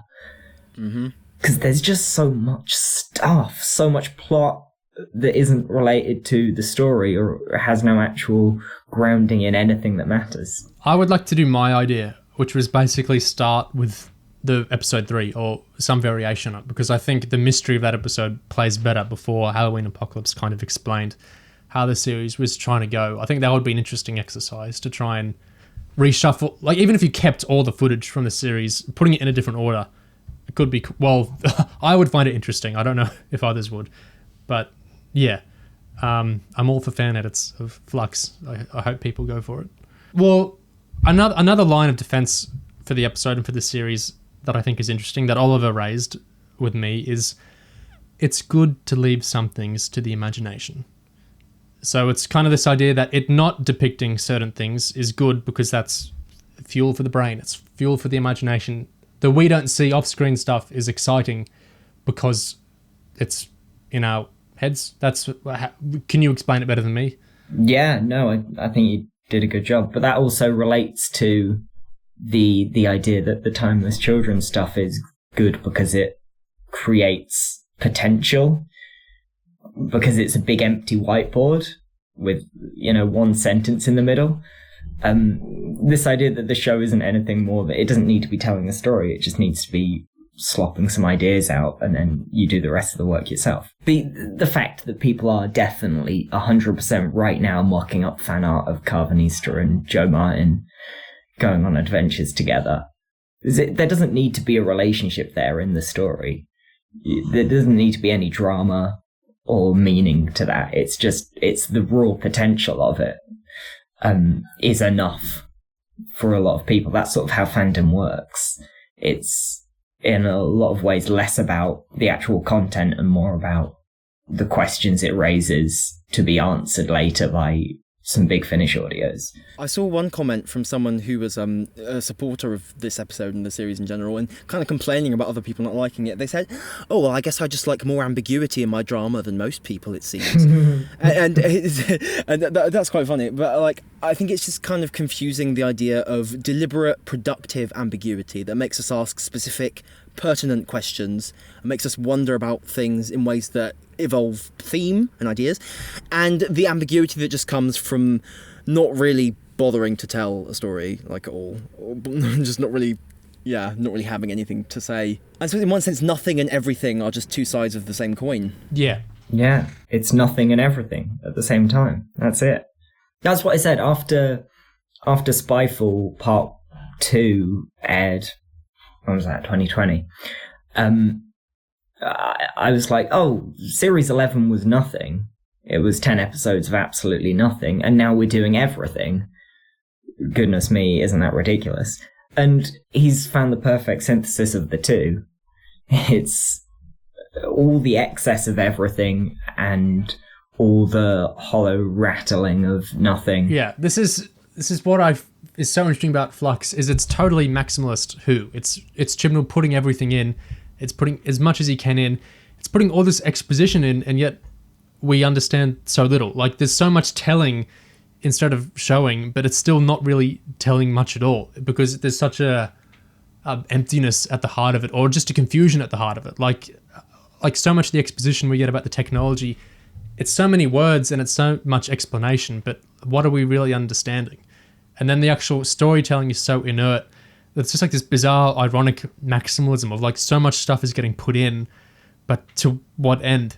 What does it say? Like we struggled trying to think what was this big story about in the end, and we raised it was probably about Yaz and the Doctor, and how much are they in it? It's crazy for a series to be this big and so full, and yet to feel so empty when it's ended. I don't want to speculate too much on the sort of interior lives of creatives who I've never met, but is there the possibility that there's some difference here between Chibnall as a childhood Doctor Who fan and the last two showrunners as adult Doctor Who fans, in the sense that Russell and Moffat's fandom very much lasted into their adulthood in a way that I'm not sure is true of Chibnall? I think I see Chibnall conflated with the other two sometimes. Like some people call them all part of the Fitzroy lot. Mm-hmm. Why? He wasn't there. That's a different thing. Yes, they all, watched Classic Who, but they are part of different aspects of fandom for sure. I don't know what that says necessarily, but I do think it's interesting that they're all pre-existing fans, which showrunners might not always be. Fans from Classic Who. Russell T Davies and Moffat interfaced with the EU stuff. Like they'd heard audios. Russell wrote a Virgin New Adventure. Chibnall didn't do any of that. He didn't read Lungbarrow. He didn't interface with the EU. And I still see people project a lot of stuff that made sense in RTD and Moffat's time. Like, oh, they've been influenced by Lawrence Miles. They've been influenced by so-and-so. They brought on Mark Platt to do a thing. Chibnall isn't part of that. Absolutely no value judgment on this, by the way. Like, I find it insane that some people are judging him for not reading Lungbarrow. Have you just seen how much the book costs? And even if it was cheap and an ebook easy to get, no showrunner of professional television needs to go read Virgin New Adventures. When they were children or otherwise. Yeah. I don't think it matters or should matter whether a creative is a fan, but I think there might be something insightful about the fact that Moffat especially clearly has something to say about Doctor Who. Not least, I think, because he's been thinking about it his adult life as well as his childhood one. For me, even in a production sense, I think we put the three showrunners together, whereas I think RTD and Moffat have a lot of commonality that, in every sense, this kind of approach to the character and the show, but also the production side and the logistics side, that I think Chibnall is connected but kind of separate from how they two did it. I think his approach to the show is different in terms of making it and perhaps in how he thinks about it. Sure. I think we get a sense of distance between Chibnall and Doctor Who, because it's really, as we've said before, it's really hard to detect anything that he cares about that he's trying to express through this show. He's always at such a remove from through this show. Like there's stuff in like Torchwood or Broadchurch or whatever that we can see he cares about specific things. But when it comes to Doctor Who, it always just seems like he is just a really non-committal attitude to making it about anything, making it anything other than a kind of faintly patronising, just sort of gibberish-filled popcorn kind of explosion fest for some hypothetical, I don't know, maybe child audience, or just hypothetical, just people. Like the people who like Doctor Who just because it's Doctor Who, like you said, Oliver. Yeah. Okay, I guess if we're talking a bit about production, this is a big line of defense, and maybe a little more merit to this than some of the other ones, which is it was filmed during a pandemic. There were logistical constraints. It's incredible they managed to get this out at all. Are you really being this hard on it? Let's show a bit of gratefulness to Chibnall and the team for doing great work here. I'm of two minds with this one, because I actually do think it's really impressive, and I am grateful that they got this made. I think it's really, back in the Halloween Apocalypse discussion, I was raving about how cool I thought it was that they were kind of structuring the show about COVID logistics. I thought that was a very considered way Chibnall was thinking about how to make the show now, and how I found that a really interesting evolution of how he had dealt more deftly, I think, with actor schedules and availabilities than the other two showrunners perhaps did. So that's all great. They've definitely done amazing work. Chibnall and the whole team, the crew, the cast, everyone. It was a big challenge for sure to make Flux, and they did make it. They made 6 episodes of television. These came out on time. It's a big thing to do. That said, they made a professional production. They're professionals and they made a professional TV show. I would find it incredibly weird and patronizing to hold back receiving it, positively or negatively, on the basis of it was made during COVID. So come on, like, it was. They made it honest to God Doctor Who series under COVID constraints. That's cool. Therefore, we will judge it like a regular series, because they made a regular series, basically. They made 6 actual episodes of Doctor Who. I think it's weird and backwards and kind of insulting to suggest that you shouldn't approach it like a regular series. The cool thing is they made a regular series. They did it. It was less episodes, but it had, it had all the VFX, it had actors. It was honest to God. This wasn't an audio. This wasn't one of those lockdown things. This was real Doctor Who. Therefore, I think it should be judged as real Doctor Who. I think that's the credit to it. And it was hyped up as the biggest thing ever as well. Like, all the promotion was one epic story over 6 thrilling chapters. Like, that twisted format of it was hyped up as a selling point, So, to not criticise it on that point, to act like it was like, oh, this feeble, weak, poor little cinnamon roll that you can't criticise. I mean, that's insane. That's just completely going against reality. And exactly as you said at the beginning, every show, every series of Doctor Who, and every show and every film and everything ever has limitations put on it. You can't write off criticism based off those limitations. You can acknowledge it, and absolutely, it's incredible that this got made at all. But that doesn't mean you don't talk about it critically. Because I think there's even a lot of interesting stuff that comes from the COVID changes. And there's a lot of production changes, the way things are staged. I think lots of things like Kate barely being in it are probably a COVID thing, which is worth bearing in mind when we make those criticisms. And I think there's some really interesting story ideas, given that the response to COVID from Doctor Who was to destroy the universe. It's a story about a ruined world and surviving the apocalypse. I think that's fascinating as well. It's this sort of morbid end of everything perspective. What I think it is, it comes back to that kind of internal world, secondary world thing we were talking about, like how some people say, the Doctor misspoke, come on, cut her a break. The COVID stuff for me is like, Kate not being in the episode much, I understand the context of COVID impacting on this. There was no gun held to Chibnall's head to make him put Kate in it at all. I'm glad he made the decision, because it was, even how she was done, I thought it was a good thing to bring Kate back. But none of this is foisted upon Chibnall. He chooses to do these. If he didn't want to make a big emotional beat about all the Karvanista Lupari dying, he didn't need to write that. It didn't happen. The Kate stuff, if he knew, when he knew that she couldn't be in the TARDIS with the rest of them or whatever, he didn't have to write it exactly as we got it. He could have changed something. I don't have anything particular in mind. But it's never arbitrary, he is the master of the show, he is the showrunner. When the limitations and constraints come, he can choose how to deal with those. And sometimes he does it in really interesting ways that I think are effective, and sometimes he doesn't. I think it's context, these kinds of exterior things from real life. It's not cancellation. Because it exists as it exists. It is a text and should be criticised as a text, however the context is. And I think crucially, when it comes to Flux and how kind of a big criticism that I guess we've had of it is the lack of imagination, I guess, the lack of commitment, the lack of heart or whatever. And you can see how that criticism extends backwards to series 11 and 12 as well. We can concretely say that it's a Chibnall thing and not a COVID thing. Yeah. COVID has nothing to do with it. You take COVID out and that problem is still there, hypothetically. I mean, that's useless because it's abstract, but we can see that the problem is not actually a COVID-caused thing. No amount of COVID or no COVID can dislodge the amount of imagination that Chibnall is willing to invest in the programme. It doesn't make sense to just take COVID and use it as an excuse to write off any responsibility anyone has. I see people write off this notion, the chaos and Cardiff terminology.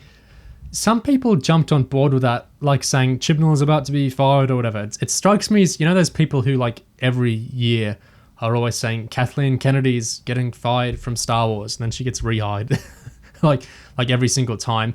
For some reason, some people get really into these things of, I've heard that this person's getting fired. and then they don't get fired. And then, well, I heard they're going to get fired in the next thing, on and on and on.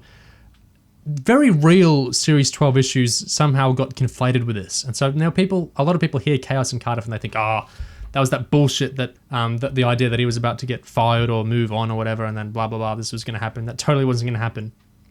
Yeah, sure. Some YouTubers and whatnot were spinning bullshit about whoever getting fired or whatever. Series 12 still obviously had production complications. Like the dregs in Orphan 55, you look at how they're utilized, and something clearly was a bit odd with the production and the timing of that episode. Like, I feel like it's just this thing of clanging together big views and conflating things like, if you're criticizing it, you must feel this way. Look at the thing of Nuranyat Khan's execution getting cut from Spyfall 2. That still got filmed. There's a bunch of weird stuff that happens with the production of these series. Yes, it's not some insane conspiracy of BBC doing whatever to Chibnall. Yeah, of course that's bullshit.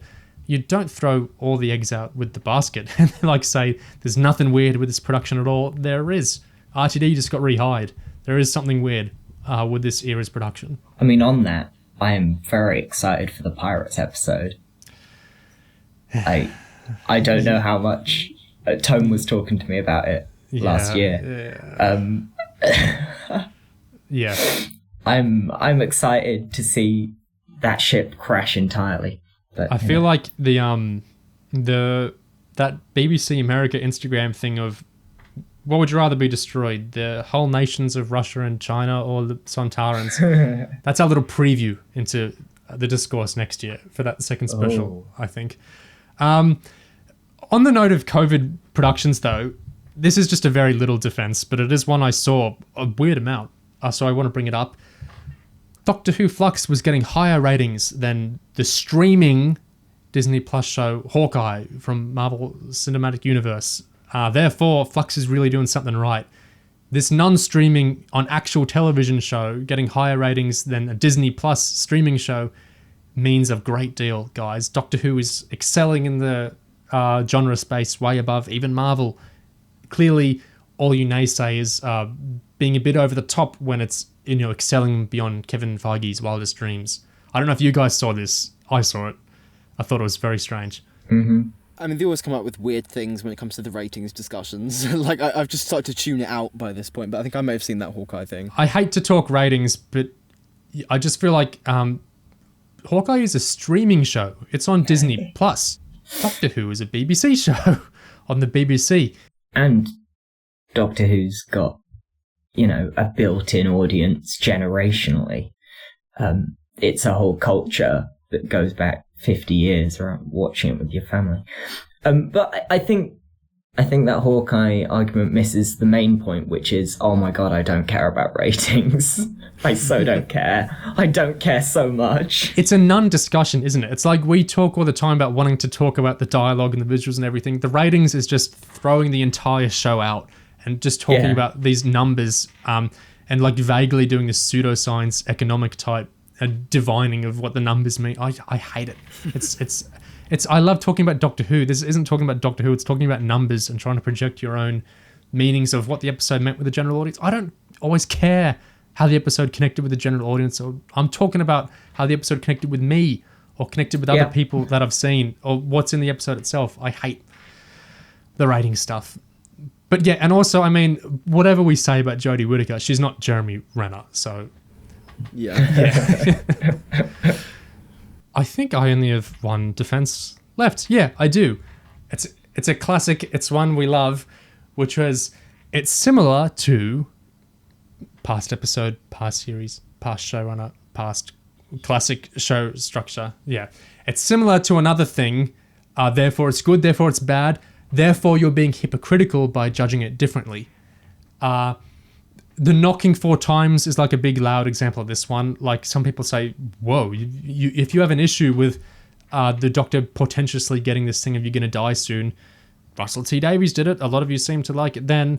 But there's a billion examples of this, positive and negative. It's just basically the argument that it's similar to another thing, therefore whatever. This thing where you thought this episode was was too slowly paced, but you thought this episode was too quickly paced. Ah ha ha ha ha. I got you there, didn't I? Like, yeah, I thought different episodes were differently paced badly. It's possible. It's this, especially when the comparisons are so often, when someone says, oh, you like this episode with a bizarre structure and jumping around space and time, but you didn't like this episode, which did the same thing. Like, you might as well be saying, oh, you liked this episode 6, but you didn't like this episode 6 from another series, despite the fact that they were both episode 6. It's nothing. Yeah, I find it so hard to respond to because I think it's such a... You know when someone says something so outrageous that it's like I have to explain like 3 things very foundationally to even get to the issue with what you're saying. It's like if you're saying you like this because you didn't like this but you like Journey's End, it's like, oh, fuck, I have to rewatch Journey's End to collect all my thoughts on Journey's End just so I can approach explaining how, no, I don't think they were working quite the same way at all. The thing is, it's the erasure of the actual specifics there. You know, it's just reducing everything to vague, very things that feel maybe like they're a little bit alike, and therefore, oh, but that means they're the same thing. And it's just avoiding the details. It's just completely erasing any the finer details, differences, specific things about the show, to create just this deadened, like mindless, crude discourse. And I think if you get an argument like that, you know, you all you can do is respond to it with exactly as much respect as it deserves, which is to tell them to fuck off. You know, like, it's just why waste your time engaging with such idiocy? I swear to God. It's that thing avoiding actually talking about the text. Yeah. Trying not to have that conversation, instead talking around it. I like comparing eps. Like we have the debates on this channel where we sometimes do that. Like we'll go and watch episodes and think deeply about them and then compare them. But I feel like just to throw away a thing like about, well, you liked The Stolen Earth, therefore it's incredibly hypocritical to be dismissing whatever this does. It's just frustrating to me because I feel like I need to engage with this. I wasn't thinking of this. I don't want to go rewatch the series 4's finale out of nowhere, so I feel equipped to talk about it. But I hate doing this kind of lazy criticism that I think these people are doing. So I feel like if I really want to respond to these series 4 comparisons, I need to go rewatch series 4 stuff, and I don't want to because it's 2021. I want to think about Flux. The Vanquishers is what just happened. So I hate these stalling tactics and these deflecting tactics and these talking about these tactics. Comparisons to other episodes can be useful when we talk about the specific things. Like I was talking earlier about how the ending of The Stolen Earth is playing on these big iconographies and these emotional evolutions the 10th Doctor and Rose have had, and that's why it's different to how Bel and Vinder's reunion worked here. But to just throw out like a general, well, you like Journey's End and you don't like this, it's just so big that, yeah, I find it frustrating to deal with. Because I can deal with that, but I think it requires so much engagement with the show to do that healthfully that it's exhausting. Oh, you know what? This is completely unrelated, but just something weird I remembered. Remember how this series started with Karvanista being a big malicious villain trying to kill the Doctor in a really torturous way? When was that written? That feels a bit out of sync with the rest of the series. I mean, we already felt it was out of sync with the rest of that episode, because halfway through the episode he pivoted to being quite cuddly.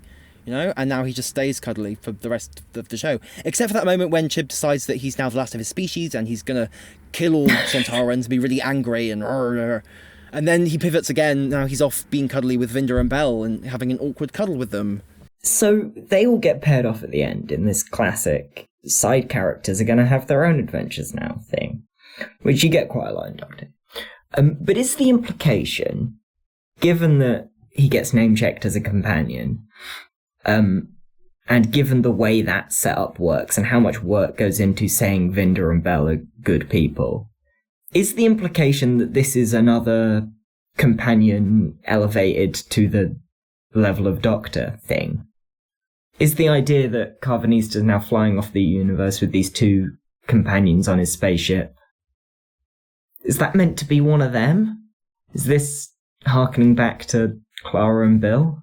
I mean, it felt non-committal because Karvanista doesn't give a fuck about either of them. He was whinging about it. True. I mean, obviously, we can assume that he's kind of just being a bit like coy and he's not really going to dump them off in 5 minutes, but maybe he will. I don't know. Because I mean, there's no actual relationship built there. Like, you know, I mean, Clara at least has the element of like fancying a shoulder. Like, you know, there's that at least, if nothing else. That's like, what the hell, you know?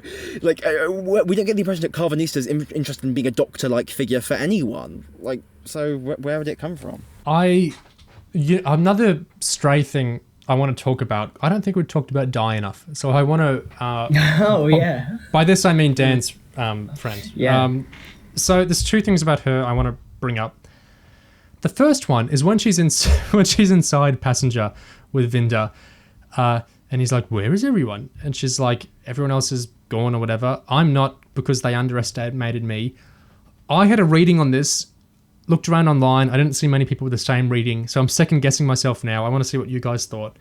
I thought the implication was that the Passenger hasn't subsumed her or whatever because of her having one arm. It's like a little commentary on they might think I'm weak or different, but in big promotional Doctor Who style, I'm strong. I can do everything. In fact, I resolve the plot towards the end. Did you guys get that, or why did you think Passenger left her alone when everyone else was gone? I got an inkling of that watching it, but there's no actual foundation for that. There's no method by which Passenger is picking off people he considers a threat. There's no material to make that work, I don't think. To start with, I got the impression that the reason people were disappearing from within Passenger, I thought that Swarm and Azure were consuming them as particles or whatever. I thought that was the whole reason they were kidnapping people in the first place. That's the impression I got. That's what they were doing. So I thought it was like that, and then I assumed the logical reason they'd be leaving Di alive is because they were kidnapping her to torment Dan and thus the Doctor by proxy. Then that sort of gets thrown out the window again. And of course, Dan wouldn't know that. Maybe, or would she? Oh, fuck, I don't know. I mean, again, this is another thing that Chibnall just forgot. It's got no real justification. I had sort of assumed that all the people had disappeared from inside Passenger because they're going to get out of there on the TARDIS, and the Doctor can't leave Passenger full of people, so therefore there can only be two of them inside Passenger. So we need to write out all the other ones. So that's not an issue. I really want to hear listeners and commenters say what they think was going on inside Passenger, because I love that this is confusing us. Did other people die inside? I mean, we didn't see the Doctor getting them out. There's no real basis for that. And then Passenger absorbed. We haven't really talked about the plot resolution. Passenger absorbed all the flux. He vacuumed up all the flux, and that solved the plot. So if there are any people hiding in there that Di and Vinder didn't notice, they're toast now. They got a bunch of universe on them. There's a weird amount of genocide in this episode, isn't there? So I was just gonna say, it's so bloodthirsty. Lupari all gone. That's quite sad. Dalek, Sontaran, Cybermen gone. By whose hand? Well, the Daleks and Cybermen were by the Sontarans, I guess, and then the Doctor turns the Sontarans' genocide plan against Sontarans, so they all get as well. We talk 10th Doctor nostalgia, and this is a hell of a trait to bring back, is the very happy genocide, genocide happy Doctor. That's... Actually, 10 was the one who got really mad about genociding the Daleks, whereas 13 seems to have... Yeah. Although, ironically enough, I remember in Resolution, 13 was so, I've got to be nice to this Dalek, I'll give the Dalek a chance. And she's just very blasé about just, obliterating, huge numbers. It's not a thing... See, it's an interesting one, because there's not, I don't think, an actual problem with the Doctor wiping out a massive army of malicious aliens, even if it is quite brutal. I don't think that's inherently a problem.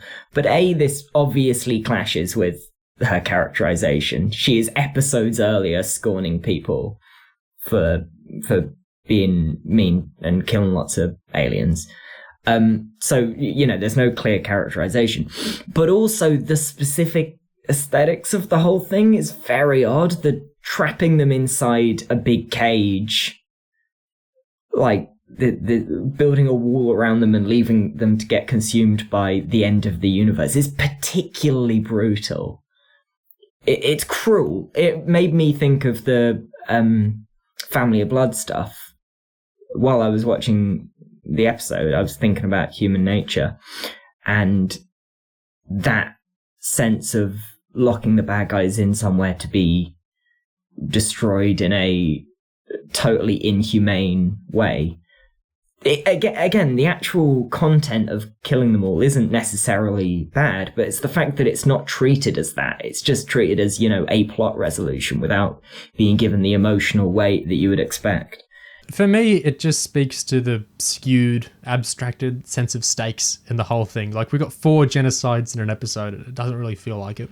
I mean, it's just Ranscore all over again when they seal Tim Shaw in his eternal doom chamber of living death, and no one cares. Like Chib just loves to throw in that kind of horrific kind of activity and then just not really engage with it at all. Yeah, Gallifrey gets wiped out, and this idea of big genocides and destructions not really feeling like that in the episodes gets to the other Dai thing I want to talk about, which I don't know what you guys will think, which is when Dai turns down Dan at the end. I kind of read this as this is development. She's been through a lot. She thinks differently now.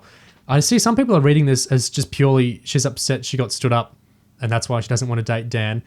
To what extent are Dan and Dai now informed by the Earth being, an apocalyptic Sontaran hellscape for however long, and Dan spending all those years with Jericho and Yaz traveling around Nepal and everywhere and seeing all sorts of crazy stuff. Liverpool having been invaded by Sontarans twice, people seeing this crazy stuff going on Earth, all these dogs coming out of nowhere and helping them. A bunch of shit happened for Dan, for Dai, for Liverpool. To what extent do they feel changed or different or informed by that to you at the end? In that final scene, they barely feel affected by it at all. It feels so weird, like they're all just back in their normal roles, their normal outfits, just wandering around, and it feels. And I guess Diane is acting, I guess, unusually distant with Dan, where she wasn't before. So you can say like that. Okay, that's a change. But like again, it's not quite clear, and just very text-wise and even kind of performance-wise, like. She doesn't really give off the impression of being like traumatized or whatever, or like or doing something incredibly different with her life now that she's gone on this incredibly daredevil, like mad adventure through kaleidoscopic realms or anything like that. It really just feels kind of random. And on one hand, I like that this basically makes Dan an inversion of the end of Rose, where instead of ditching her boyfriend to get into the TARDIS, he joins the TARDIS because he was ditched by a woman. I think it's quite funny. But I mean, it's just it feels another empty feeling development. It doesn't feel like it's, I guess, a more interesting beat than them going on the date, I suppose. Yeah. Oh yeah, I preferred it. Yeah. Even if it is just because it's random, but it doesn't feel like a result of something she's learned, right? And you can imagine a beat at the end of a story where she's been relying on Dan to save her. We've had scenes of her inside passenger waiting for Dan to save her, and then that doesn't happen and she saves herself, and you can imagine that as a lead into her deciding, actually, I don't need you, I'm better off by myself. That would be a coherent emotional moment, but instead it's a beat that feels like it's following up nothing because she's not had the development to get her there. I mean, it even feels non-committal. Like, she says, like, maybe not tomorrow, and I kind of got the sense that she was, like, maybe just deferring it, postponing it. Like, oh, maybe one day I might have a drink with you, just not when you said we would. And so it didn't even feel like a concrete, like, final rejection or anything. So, again, it's just so non-committal. You know what I'm suddenly reminded of? Do you remember those 2014 posters of Danny Pink? Are you really going to have a drink with me? Yeah. Yeah. It doesn't need to be a substantial thing in and of itself. It could mean something in comparison to the rest of the story, which, that's what I've been thinking about the Bel and Vinder stuff. It wouldn't be a problem that it's so superfluous if it, thematically and tonally tied everything else together. If there was more of a sense throughout the series that this takes place in a world that is ruined, then having two characters exploring the ruined world and that being a focus would feel like it makes thematic and tonal sense. And if the resolution of Dan and Dai's relationship involved them not getting together and it being, putting off that catharsis and that more strongly tied to other elements in the story, that would work fine as well. But it doesn't have the development to stand on its own 2 feet, and it also doesn't tie into anything else or resonate across the series. Yeah. I like that she said no, because it surprised me and I thought it was a nice, evolved kind of beat for her, but I think it's a useful way to talk about how empty Flux felt overall, that people feel so not informed by what happened. And like we were saying right at the start of this discussion, how undramatic the whole thing felt in the end. It feels kind of exacerbated or emphasized by this ending scene where everything is just back to normal and kind of deflated like that. Yeah. I have a couple of rapid fire things I might just quickly fire off. Number one, like in Ranskor of Kolos, at one point the Doctor goes, my brain, and this whole episode was basically my brain, the episode. She's getting my brain from one place to the next, and then Claire and Jericho put in machines that make them go, my brain. There's just so much of this, oh my god, Claire was in so this. Much psychic. Yeah, Claire was in this. Yeah, she gets dragged in. Yeah, just so she can be like sad about Jericho dying for 2 seconds and blah blah blah. So you can get the psychic load and all that shit. And another thing, the spooky house, the most evocative visual of the entirety of Chibnall Who. I was so interested in what kind of setting that might be. I really wanted to go in that spooky house. It's just an elaborate visual metaphor for the Doctor's memories. There's not a specific place from those memories. It's not anything in particular. It's only there so it can be a special effect that gets dissolved and then undissolved and dissolved and undissolved again. It's so incredibly stupid and pointless, and it really made me mad. And well, that's it. I'm spent now. Yeah, that's it. I think there's something interesting about the spooky house as a metaphorical dead end. The idea that it's a visual he wrote in the script and imagined and brought to life, and it's clearly linked to something important, but just doesn't get expanded on at all in the story. I think that's the interesting side of Chibnall for me. Like the concept of it is interesting. Like, okay, a house that doesn't make sense. Okay, the Doctor's identity is fractured or whatever. But like, it's just they make it so evocative. It's in black and white and everything. Mm-hmm. It's so like bursting with potential and suggestiveness, and it's all just thrown away. I assumed, and I think quite a lot of people assumed going in, that this was going to be a mostly flashback or partially flashback episode. I was very surprised that Ruth didn't turn back up. Yeah. I kept expecting her. God, yeah, I wanted Ruth. Oh. And going, no, hold on. They got 2 extra Doctors in this episode and didn't bother. Yeah. I assumed, here's what I assumed it was going to be. I assumed we've basically got the characters in 2 groups now. We've got Vinder and Di and the Doctor and Swarm and Azure on the space station, because they're in Passenger, right? So they're with Swarm and Azure. And you've got all the rest of the characters on Earth dealing with the Sontarans.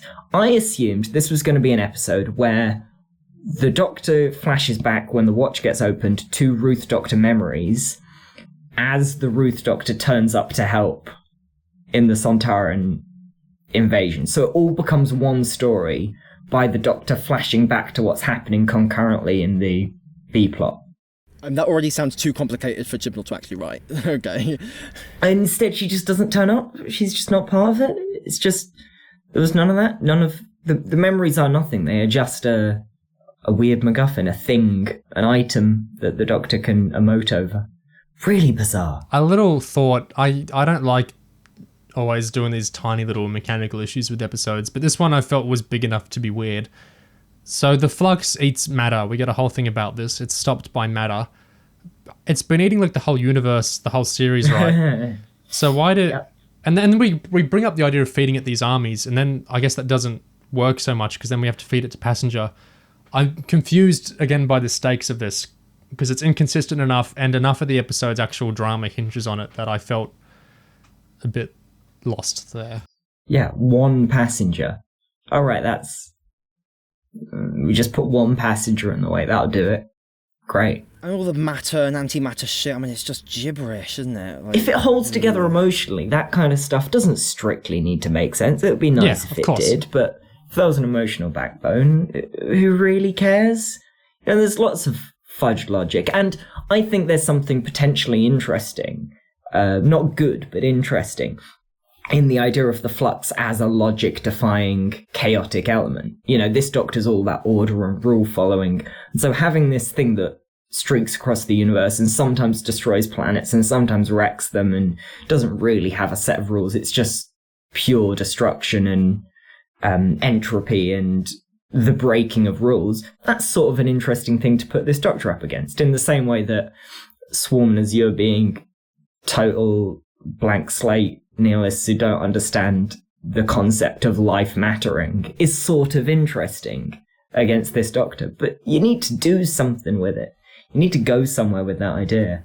And there's so much babble about how, oh, this is the final Flux event that's the biggest Flux event yet that's separate from the first Flux event, and everything's going to be just stuff and blah, blah, blah, blah. And there's the state of the universe just being kind of so glossed over at the end, and all this cataclysmic destruction that's been so important for the last 5 episodes, all this apocalyptic shit, just hand-waved away and forgotten about and no one cares. That's how you get that lack of emotional backbone that leads to us not being able to, like, pass or care about any of the stakes and just coming back to these mechanical problems, like the antimatter shit. It's just words and words and words. And the thing is, a good mechanical, plotty solution turns on, you know, a single moment, a single phrase, a shift in the way we understand the story.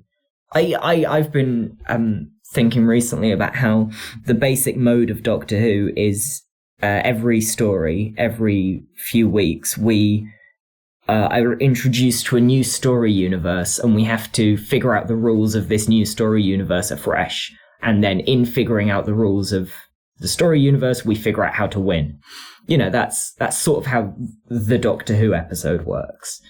Once you've figured out how the Nightmare Castle made of your confessions works, you can begin to get out. Once you understand that the space station runs on capitalism, you can figure out how to defeat it. And so Chibnall Who's so interesting in this series in particular because it doesn't have a cohesive meaning. There's no sense of the rules being a thing that exists. There's no simplicity to the ideas. There's no underlying purpose, which when you dig down, you realise the meaning of this story universe is whatever. And it's Calvin Ball with the rules. He's making the rules up as he goes along, and as a result, the rules can mean nothing. It hinges on explanation about compression and decompression, and if I take off the thing, I'll get scattered, but if the psychic guy can't psychic me because I'm scattered across the universe and he's a demi-species and he's... And just words forever. Oh my god. I like when she paralysed Snake Guy with a sonic screwdriver. Another ridiculous power that thing has. And that whole scene, her being interrogated, which is, by the way, the best she's been, for my money, on only watching it once and then once again just before this. It's just that whole scene, her deducing stuff, is just stuff we already know. She spends all this time talking and doing quite well with the performance, but just getting to the point where she's describing how he works, which we've seen. He summons a magic snake. We know that. We don't need you to exposit that back to us again as if you figured it out on the spot. That scene also has my final note, if no one's got anything else. What is it? Please divulge. It's a bit of an anticlimax, but the singularity of my frustration with this writing is that in that scene where she's being interrogated by the Grand Serpent guy, there are 2 separate lanyard jokes. There are 2 jokes about lanyards. At the beginning, she says, hey, this place would be more useful if everyone wore lanyards. And then later he gives his full title and she's like, wow, I bet you've been making lanyards with that on for years. They're 2 separate lanyard jokes and they clash because lanyard is not a common word and you're saying it twice in a couple of sentences in different contexts. And the 2 jokes don't connect to each other. There's no tissue between them. There's nothing to it. And I think that doesn't matter at all, is a single couple of sentences, is 2 jokes in a scene that I otherwise quite liked. But the fact that you've got these clashing jokes a couple of sentences apart and you don't bother thinking about trying to join them together. Well, it's a microcosm, isn't it? It's a microcosm of the overall writing style. Like, as above, so below. The problems that are on the large scale are replicated in miniature. Like, on every level. Yeah. I have one last thing, which is that the way in which Diane solved the problem by knowing how Passenger works, by generating loads of matter, it reminded me of Aaron and his microwave in Resolution. The moment he gets in the TARDIS, like, we can use my oven to stop the Dalek. Yay! Oh, you're brilliant! You know, it's the same thing happening again. Yeah. So much for characters in Chibnall Who. All right, and that's the finale discussed.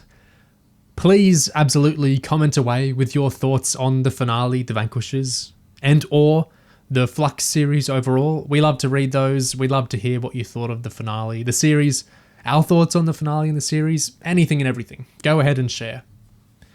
We're just about 4-ish weeks away from the next Chibnall era episode, which will be the New Year's Dalek special. And of course, we'll be discussing that when it's aired, and we'll have more stuff coming out on the channel in those intervening weeks between now and then as well. Thank you for listening. Better written. Pillar of Hope. Better written. Very cliched. Better written. Pillar of Hope. Better written. Very cliched. But I still felt that story was fairly boring. That's all this year is. You don't even have to watch it in order. Better written. Very cliched.